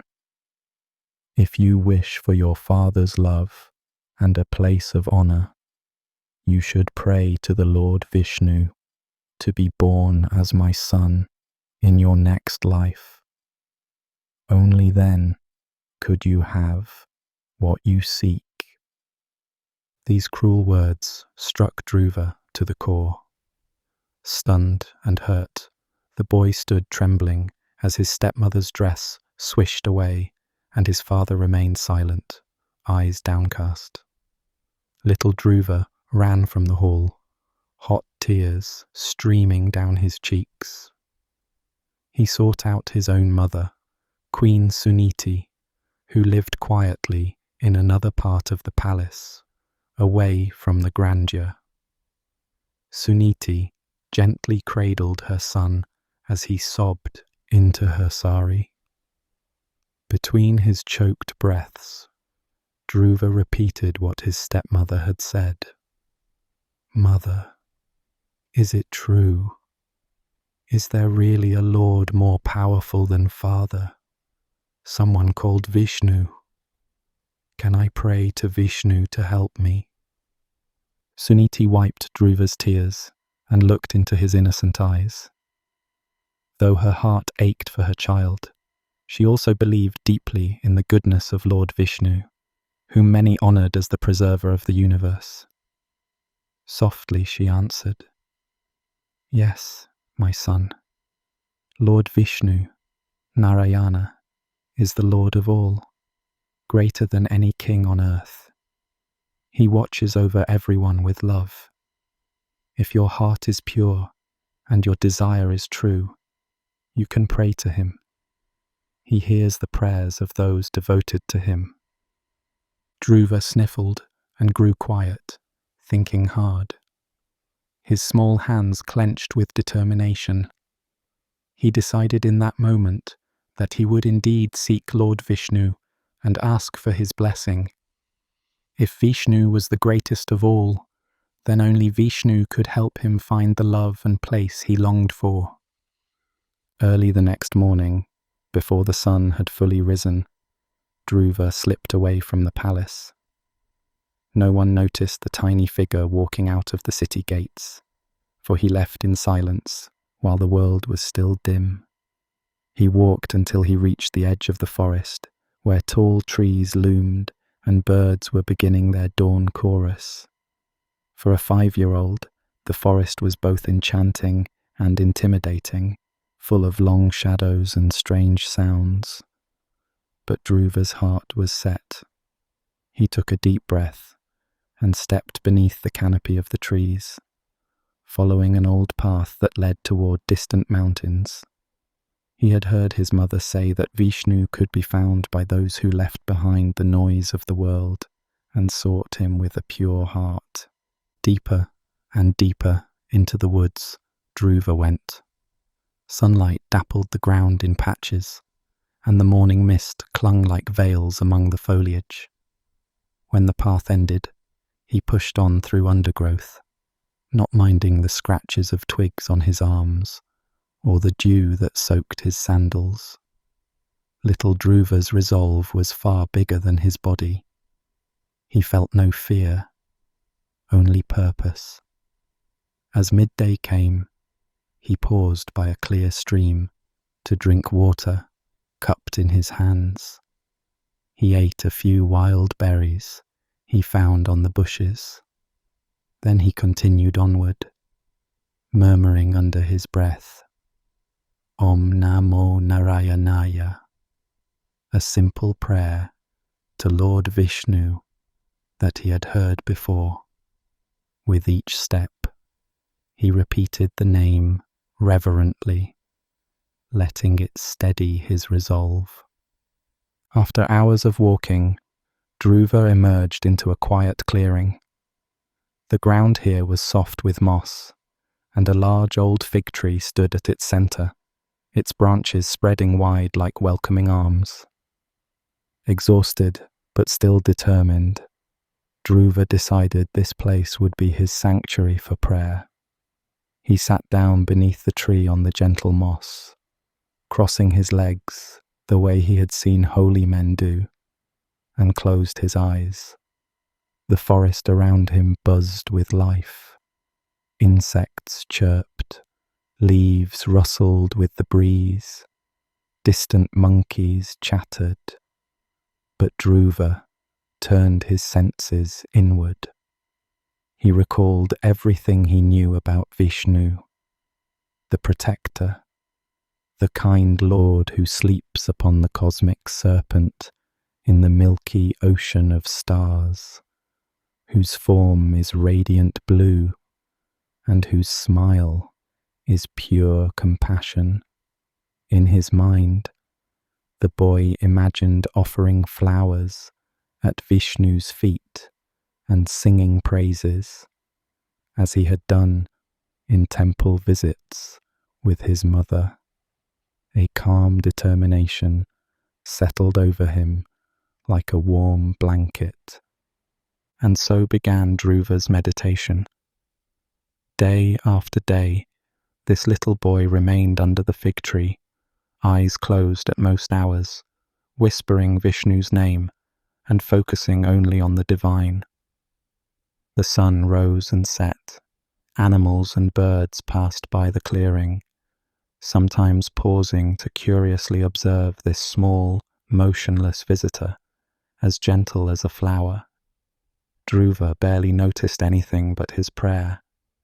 His stomach rumbled with hunger at first, but soon even that he overcame through sheer will. He would nibble on leaves or drink a sip from the stream when absolutely needed, but otherwise he gave no thought to food or thirst. At first, the forest tested him. The nights brought new sounds, the low growl of a distant tiger, the hoot of owls. Eyes glinted from the darkness as nocturnal creatures passed. A lesser child might have been scared and run home, but Dhruva kept his focus. He believed that he was under Vishnu's protection, and indeed, though snakes slithered nearby and wild animals wandered through, none harmed the boy sitting in peaceful meditation. It was as if an invisible shield encircled him, born of his unwavering faith. News of this extraordinary child did not go unnoticed in the spiritual realm. The sages who wander the forests, those ancient rishis with matted locks and wisdom-filled eyes, felt a stir in the fabric of the air. One such sage, named Narada, came upon the clearing and was astonished at what he saw.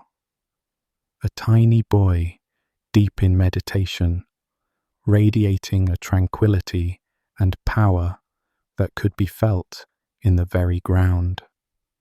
Narada had lived long and seen much, but the sight touched his heart. He gently approached Dhruva and placed a hand on the child's head. Dhruva opened his eyes slowly and saw the kind visage of the sage before him. Perhaps for a moment, the boy was reminded of his grandfather or some elder. A feeling of comfort enveloped him. Narada spoke softly.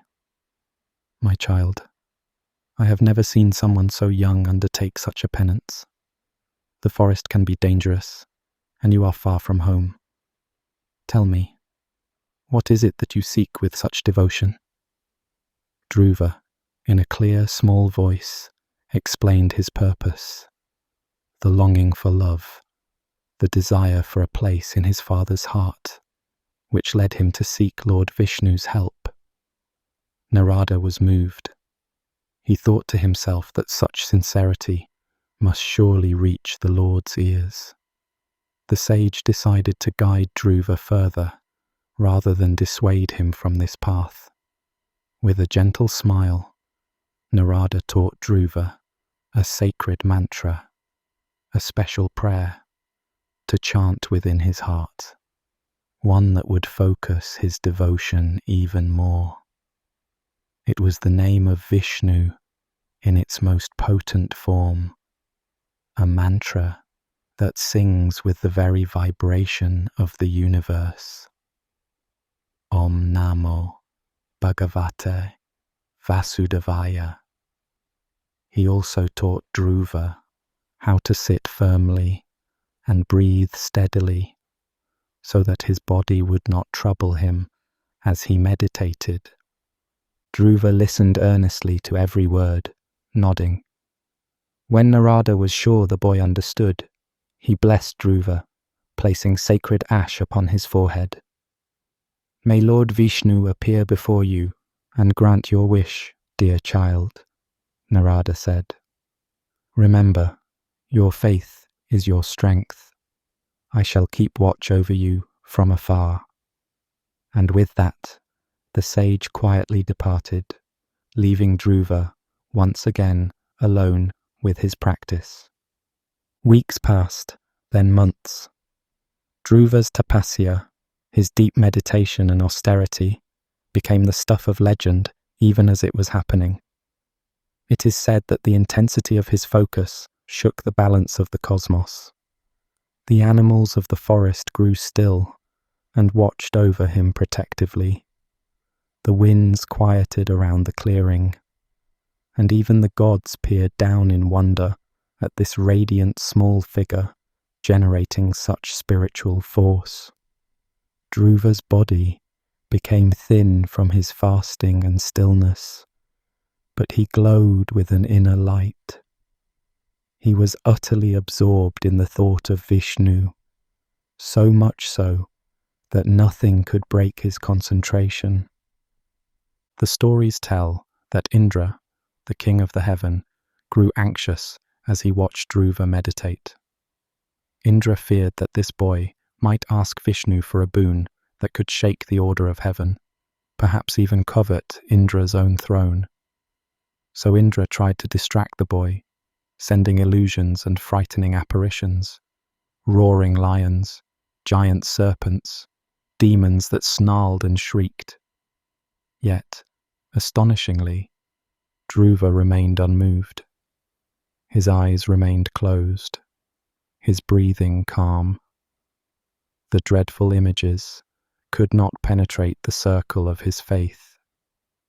They melted away like mist in the morning sun, defeated by Dhruva's single-pointed devotion. At last, Lord Vishnu could no longer remain a silent witness. Pleased beyond measure by the child's devotion, Vishnu decided to appear.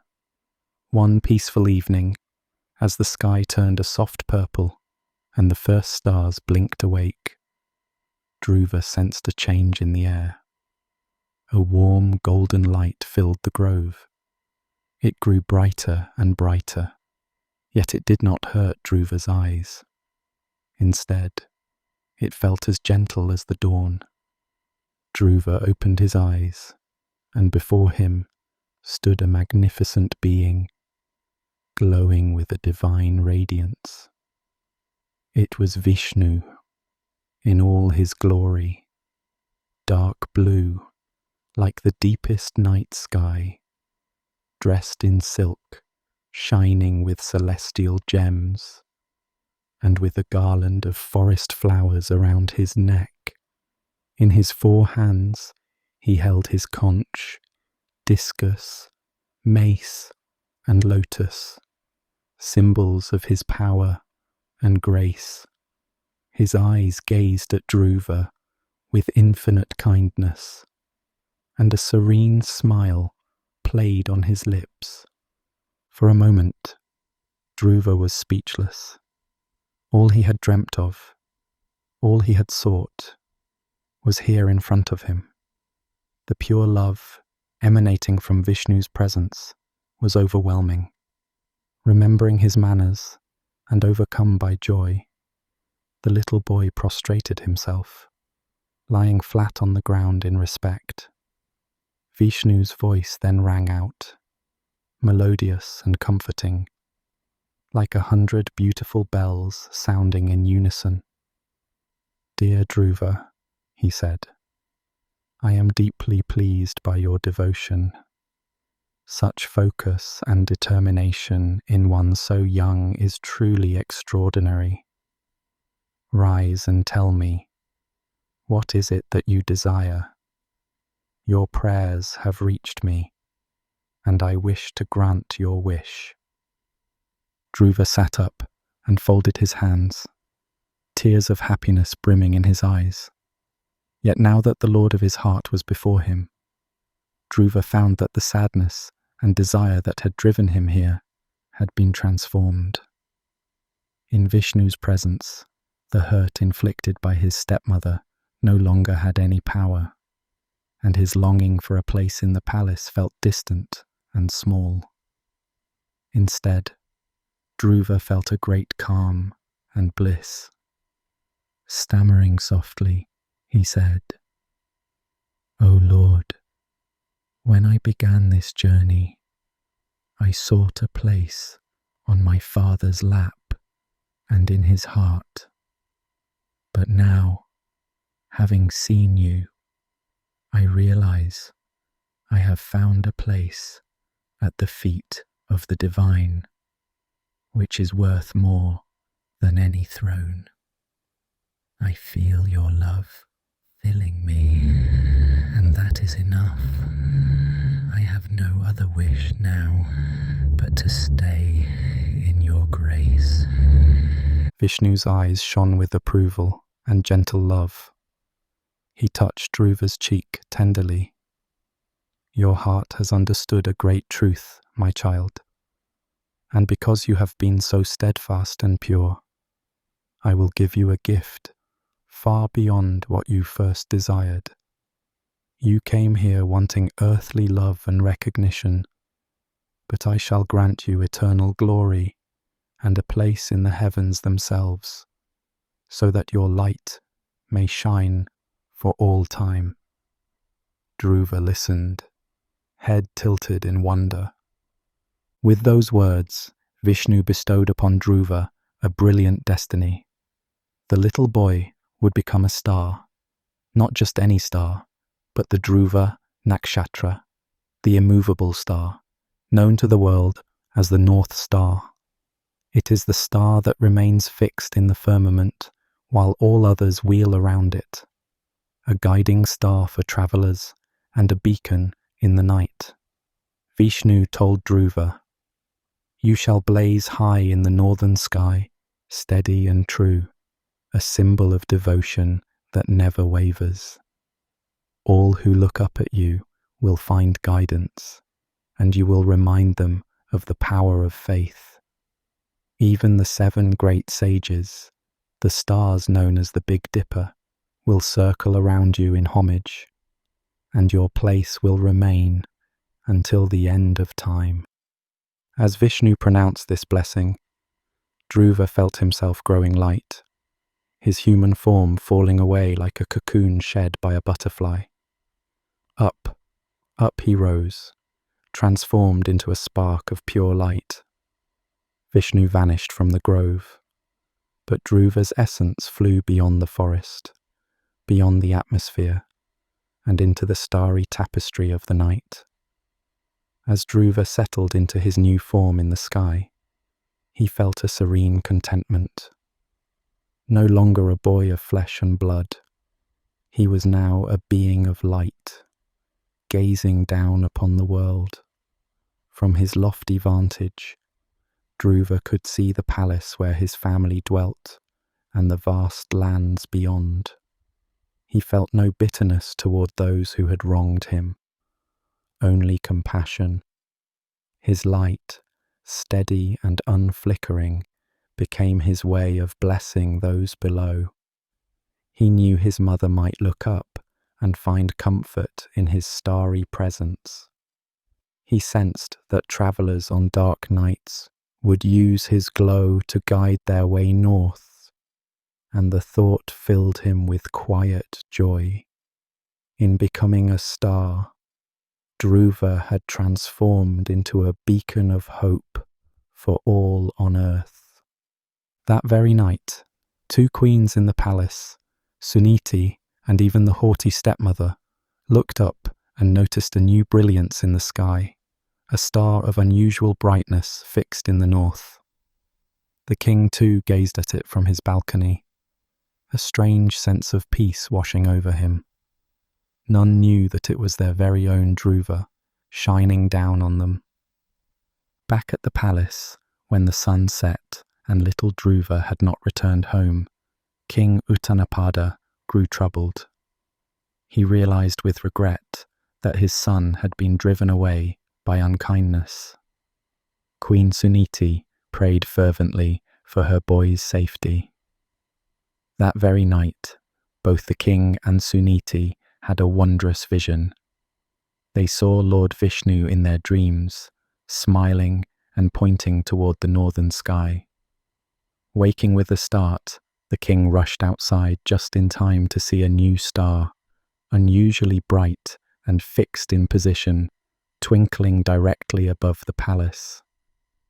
A deep peace fell over his heart, and he knew in that instant that this was Dhruva's light.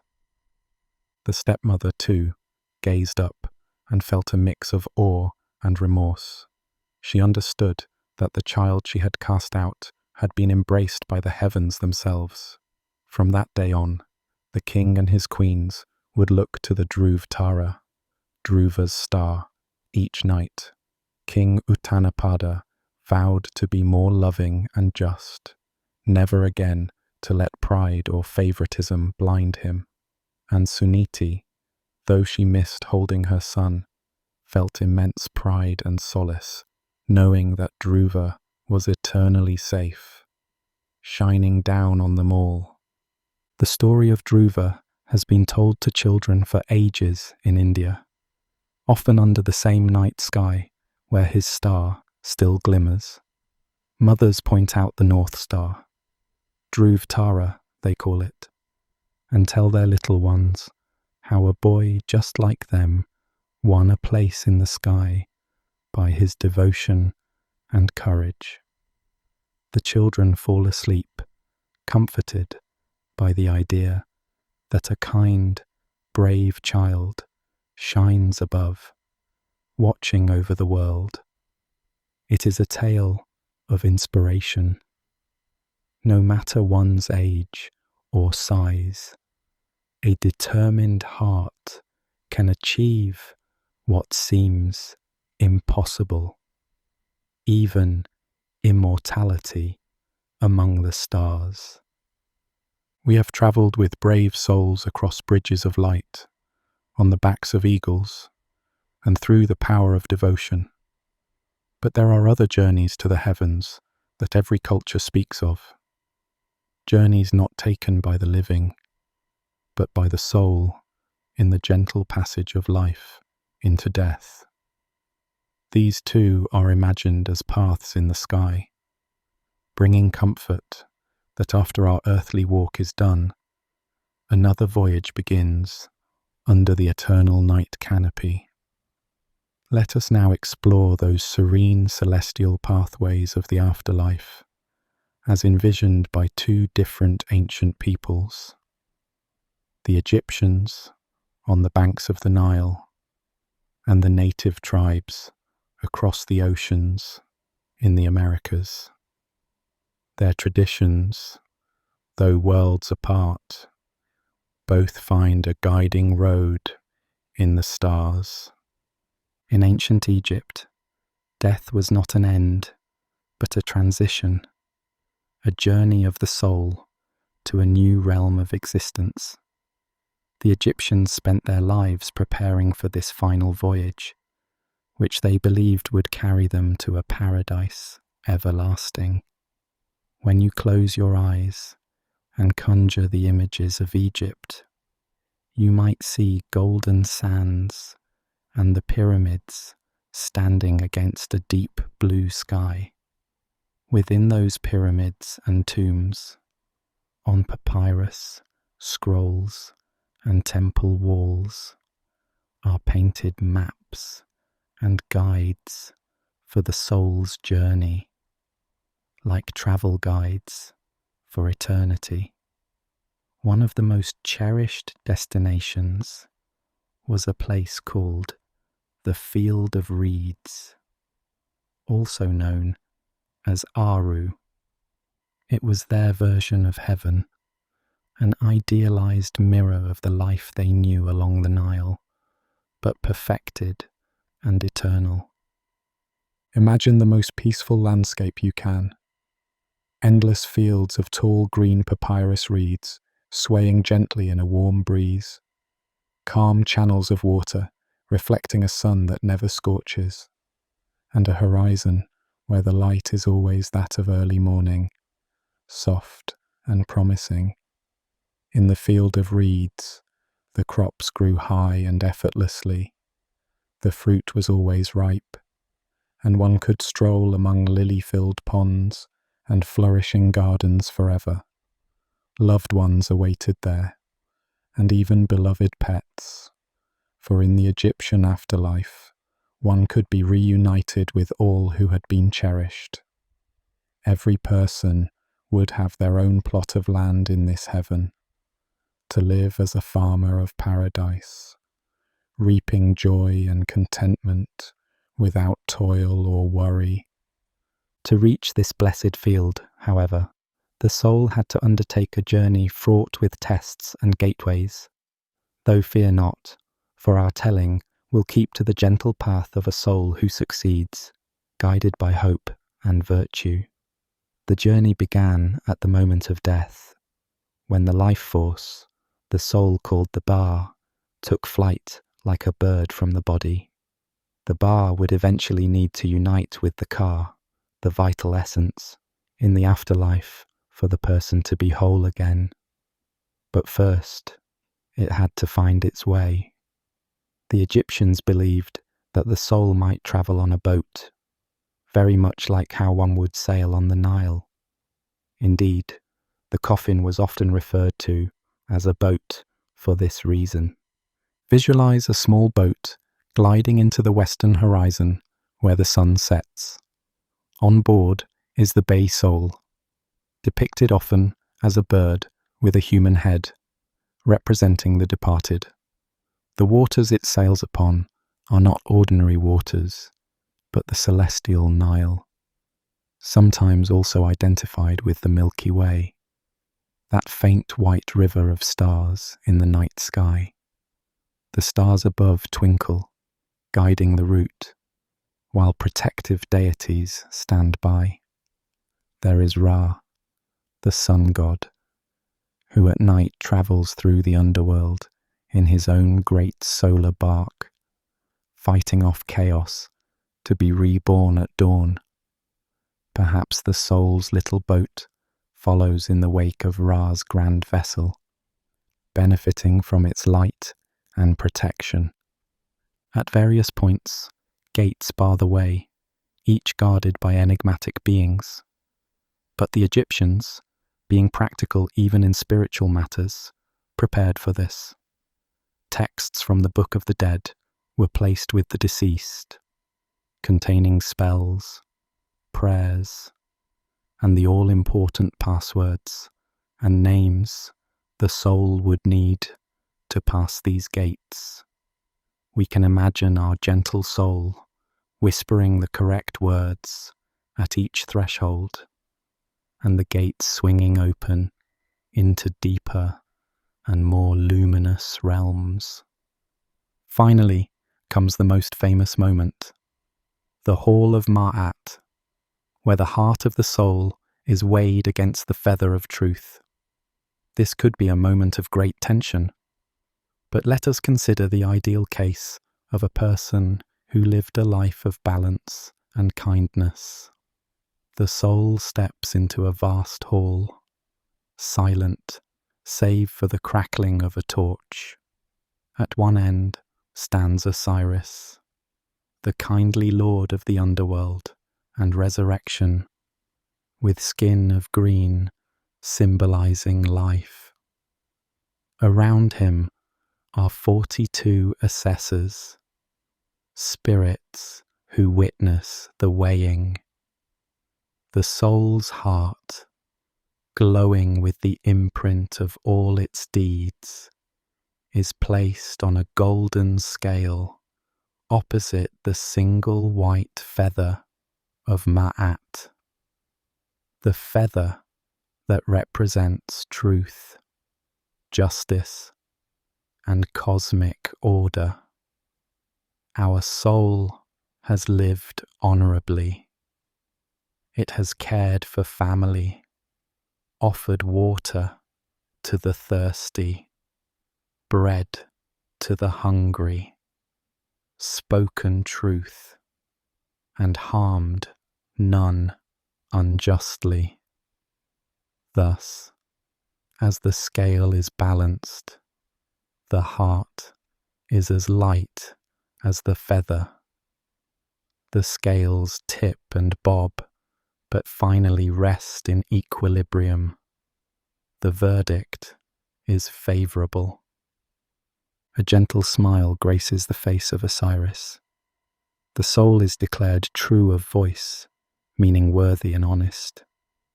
In this moment of triumph, the burdens of mortal life fall away completely. Before the soul, a new path opens, one that leads directly into the field of reeds. No fierce beasts threaten now, no darkness blocks the way. The soul, in a form as it was in life, but youthful and whole, walks into the warm sunlight of paradise. There, on the far shore, waiting with open arms, are those who went before. Beloved parents, a cherished wife or husband, dear friends. Reunions are joyful and tender beneath the shade of fruit-laden sycamore trees. Laughter carries on the breeze. Our traveller has made it home. In some tales and inscriptions, the soul once settled in the field of reeds could also look up to the sky and see the same stars as we do. For the sky above the field of reeds was said to mirror our own, but brighter. And sometimes exemplary souls, or great pharaohs, were given an additional honour, to become one of the stars themselves. The ancient Egyptians called certain stars the imperishable ones. These were the circumpolar stars that never set below the horizon, seen as particularly sacred. The soul of a righteous king might ascend to join those undying stars, twinkling forever as a beacon of order and continuity, watching over Egypt nightly. So sacred was this ascent to the stars that Egyptian tomb builders went to great lengths to assist it. In some royal tombs, narrow shafts were constructed to align with specific stars, acting as cosmic tunnels through which a pharaoh's soul could launch itself into the sky.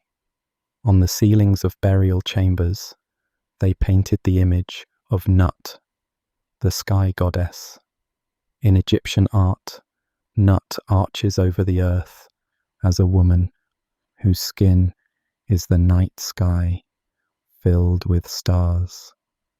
By painting her inside the tomb, they believed the deceased would be enfolded by the loving night goddess and lifted up among the constellations. Under Nut's starry body, the soul would find its way, climbing as if into the very body of the heavens. How comforting to them, to believe that the lights in their sky were not just distant fires, but the souls of their ancestors and heroes, keeping vigil. Now let us journey far from the Nile's shores, across oceans and millennia, to the vast plains, woodlands, and deserts of the Americas. Here, too, people looked up at the night sky and saw not just stars, but the footsteps of souls. Many Native American tribes share the beautiful belief that the Milky Way, that broad, shimmering band of light that arches overhead on a clear night, is a pathway for spirits. They call it the Spirit Road, or the Path of Souls. It is, in their view, the route that the departed take to the next world, a road across the sky that leads to a peaceful afterlife. Imagine a cool night on the open prairie.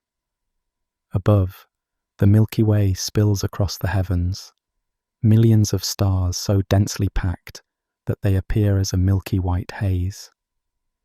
To the living, it is a breathtaking sight. To the departed soul, it is the highway home. Many stories describe how a soul's journey begins in the west, where the sun sets. For as day slips into night, it is said a doorway between worlds opens in the western sky. A newly departed soul travels to that threshold, guided perhaps by ancestral spirits or animal guides. Some legends speak of a great and wise being who stands guard there, an old woman in certain tales of the Lakota people, or a fearsome guardian in others, ensuring only souls of the deceased, and not the living, pass on to the road of stars. Our soul, having left the earth, steps onto the beginning of the Milky Way. What is it like to walk on starlight? One might imagine it feels like walking on soft, powdery snow that glows gently, or on a river of light that supports and carries the traveller.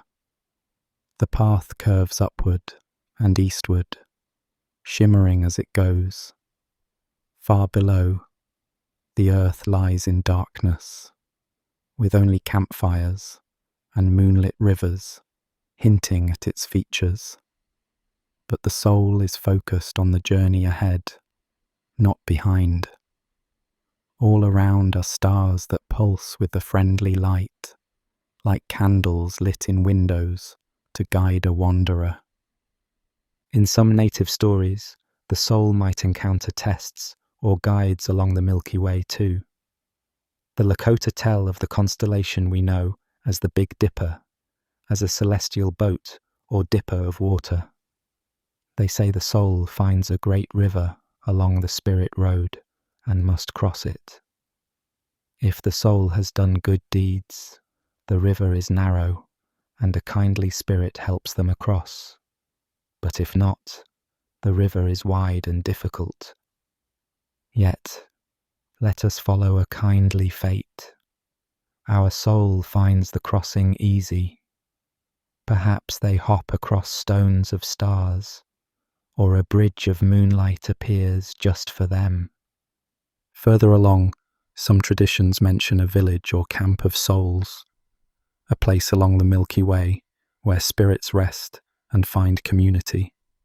We might imagine an ethereal encampment, glowing tents or teepees made of starlight, ancestral fires that give off not smoke, but little constellations that rise and join the sky. There, the soul might meet relatives who passed earlier, waiting to accompany them onward. There's a sense of reunion in these stories as well. Much like the Egyptian soul finding family in paradise, the native soul finds that death is not a solitary journey. Those who went before are there to help the new traveller on the road. Ultimately, the path of souls leads to a new land. Different tribes describe it variously. Some say it leads to the land of the ancestors, a broad green plain where buffalo abound and there is no hunger or pain, often conceived as the camp in the sky. Others simply see it as rejoining with the Great Spirit, becoming part of the universe's grand circle. The journey's end is peaceful.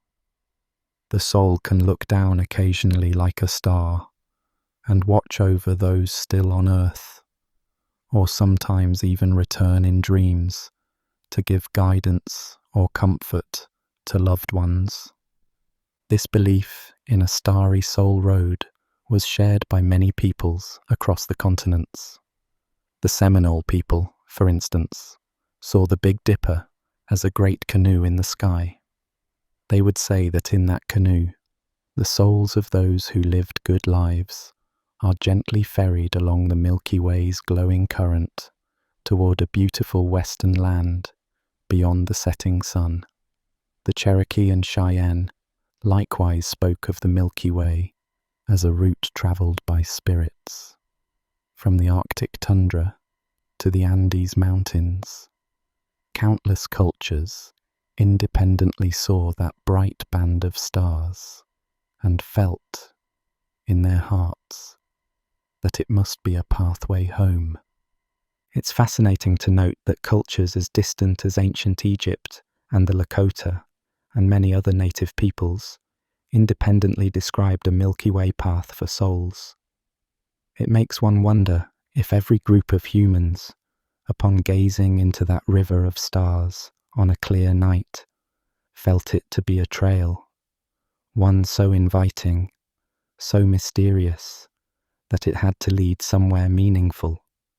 Both traditions also highlight that the path is one travelled by all, rich or poor, mighty or humble. In the sky road of the afterlife, all souls walk equal, guided by the light of the same stars. As we imagine these afterlife journeys, there is nothing frightening about them in our mind's eye. The fear of death, so natural to the living, is gently transformed by these stories into a hopeful voyage.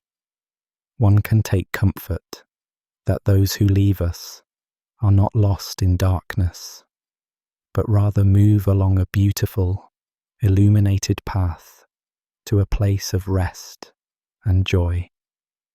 And perhaps, when we see a shooting star or a particularly bright twinkle on a quiet night, we can think of it as a soul stepping along that trail, a friendly wave from someone on their way home. Now our journey through the heavens, through these stories of cosmic wonder, nears its end. We have walked rainbow bridges and climbed sacred mountains, flown on eagle's wings and meditated under forest stars. We have followed souls in their final odysseys along rivers of light. Each tale came from a different corner of the world, born in different ages and told in different tongues. And yet, do you sense the common thread woven through them all? Each story speaks to the same deep human curiosity and hope. When the people of ancient times looked up at the sky, whether the cold sparkle of stars on a winter night in Scandinavia, the blazing summer sun over Mesopotamia, the monsoon clouds in India, the desert sky in Egypt, or the crystal clear nights on the American plains, they all felt a profound wonder. They asked themselves, what lies above? Who dwells there? How do I fit into this grand universe? And their imaginations responded with these beautiful narratives, offering answers in the form of adventures and promises. In the Norse myth of Bifrost, we see the hope that the world of gods and humans are connected by something as lovely as a rainbow. In Etana's ascent with the eagle, we see faith and friendship literally lifting a human being to divine heights to fulfill a heartfelt wish. In Dhruva's transformation, we find the inspiring idea that even the smallest among us, with a pure motive, can achieve immortal greatness and literally take a place among the stars. The Egyptian and native visions of the afterlife reassure us that death is a journey guided by light, where the end is not an end at all, but a new beginning in a familiar, welcoming place under an eternal sky. All these myths, taken together, whisper a reassuring message that the heavens above are not just cold, empty space, but are filled with meaning, stories, and even destinations. The sky is a shared heritage of all humanity. We have always been under one sky. The constellations might have different names in different lands. What was Pegasus to the Greeks might be the sky deer to others, or what one culture saw as a great cosmic river, another saw as the spine of the night. But the physical stars are the same, shining down on everyone. And across time, humans everywhere pointed at those stars and told stories, not just to entertain, but to give themselves comfort and context. Even today, in our modern world, these ancient themes live on in subtle ways. We still speak of loved ones who have become stars, watching over us. Children wish upon the first star of evening, carrying forward a belief that the heavens can hear our hopes. We gaze through telescopes and send spacecraft beyond the atmosphere. Yet the mystery and allure the ancients felt has not diminished. We too give names to distant galaxies and imagine what wonders they hold, continuing the storytelling tradition on a cosmic scale. Under one sky, a mother in ancient India could soothe her child by saying, "Do you see that bright star? That's Dhruva, who will never let you lose your way." Under the same sky, a Viking farmer might look at a rainbow and remember that it is the very bridge he will cross in death to meet his ancestors in Asgard, thus fearing death a little less. Under one sky, an Egyptian artisan working on a tomb painting by lamplight carefully draws a scene of the field of reeds, believing truly that one day he will walk in that painted garden, made real, reunited with all he loves. And perhaps a Lakota elder, sitting by a fire, recounts to the young ones how the Milky Way is the path that the soul of their dear departed grandmother has taken, and that she is now safe in the camp of souls, watching over them as a star. Though separated by oceans and centuries, all these people share something fundamental: wonder and solace found in the stars above. The sky makes us feel small, but in these stories, we reclaim a sense of belonging in that vastness. The stars become family. The sky becomes a promised land, or at least a reachable horizon.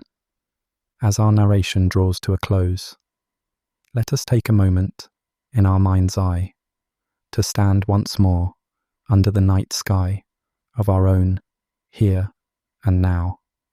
Feel the cool air. See the dome of heaven studded with lights. Consider that above, somewhere, span the bridges and roads of imagination paved by those who came long before us. Perhaps you picture Bifrost now, shimmering faintly at the edge of sight, or an eagle still winging its way upward with a hopeful rider. Perhaps a particular star catches your gaze. Could that be Dhruva's steady light? And that hazy band, yes, the Milky Way. Is it not like the trail of millions of pilgrims' footprints, all those souls who have journeyed on? In this tranquil moment, we recognize that we, the living, are part of this grand tale too. Our lives are also a journey under the heavens, and one day beyond it. But there is comfort in knowing we walk where countless others have walked, guided by the same lights. The myths we have heard are more than just old stories. They are like gentle companions for us as we contemplate our own connection to the cosmos. Heavens of antiquity, we called these tales, and indeed they are ancient, yet the feelings they evoke are present and immediate. They allow us to glimpse the world through the eyes of wonder, to feel that childlike curiosity and assurance that magic might just be real, or at least that the universe cares for us enough to provide beauty and meaning at every turn. So, as we end our journey across these mythical skies, let's carry this feeling with us, a sense of calm, of being cradled by the same sky that cradled the dreams of our ancestors. In a way, the sky is a bridge in itself, connecting past and present, linking all corners of the earth under its expanse, and inviting us to look up and dream.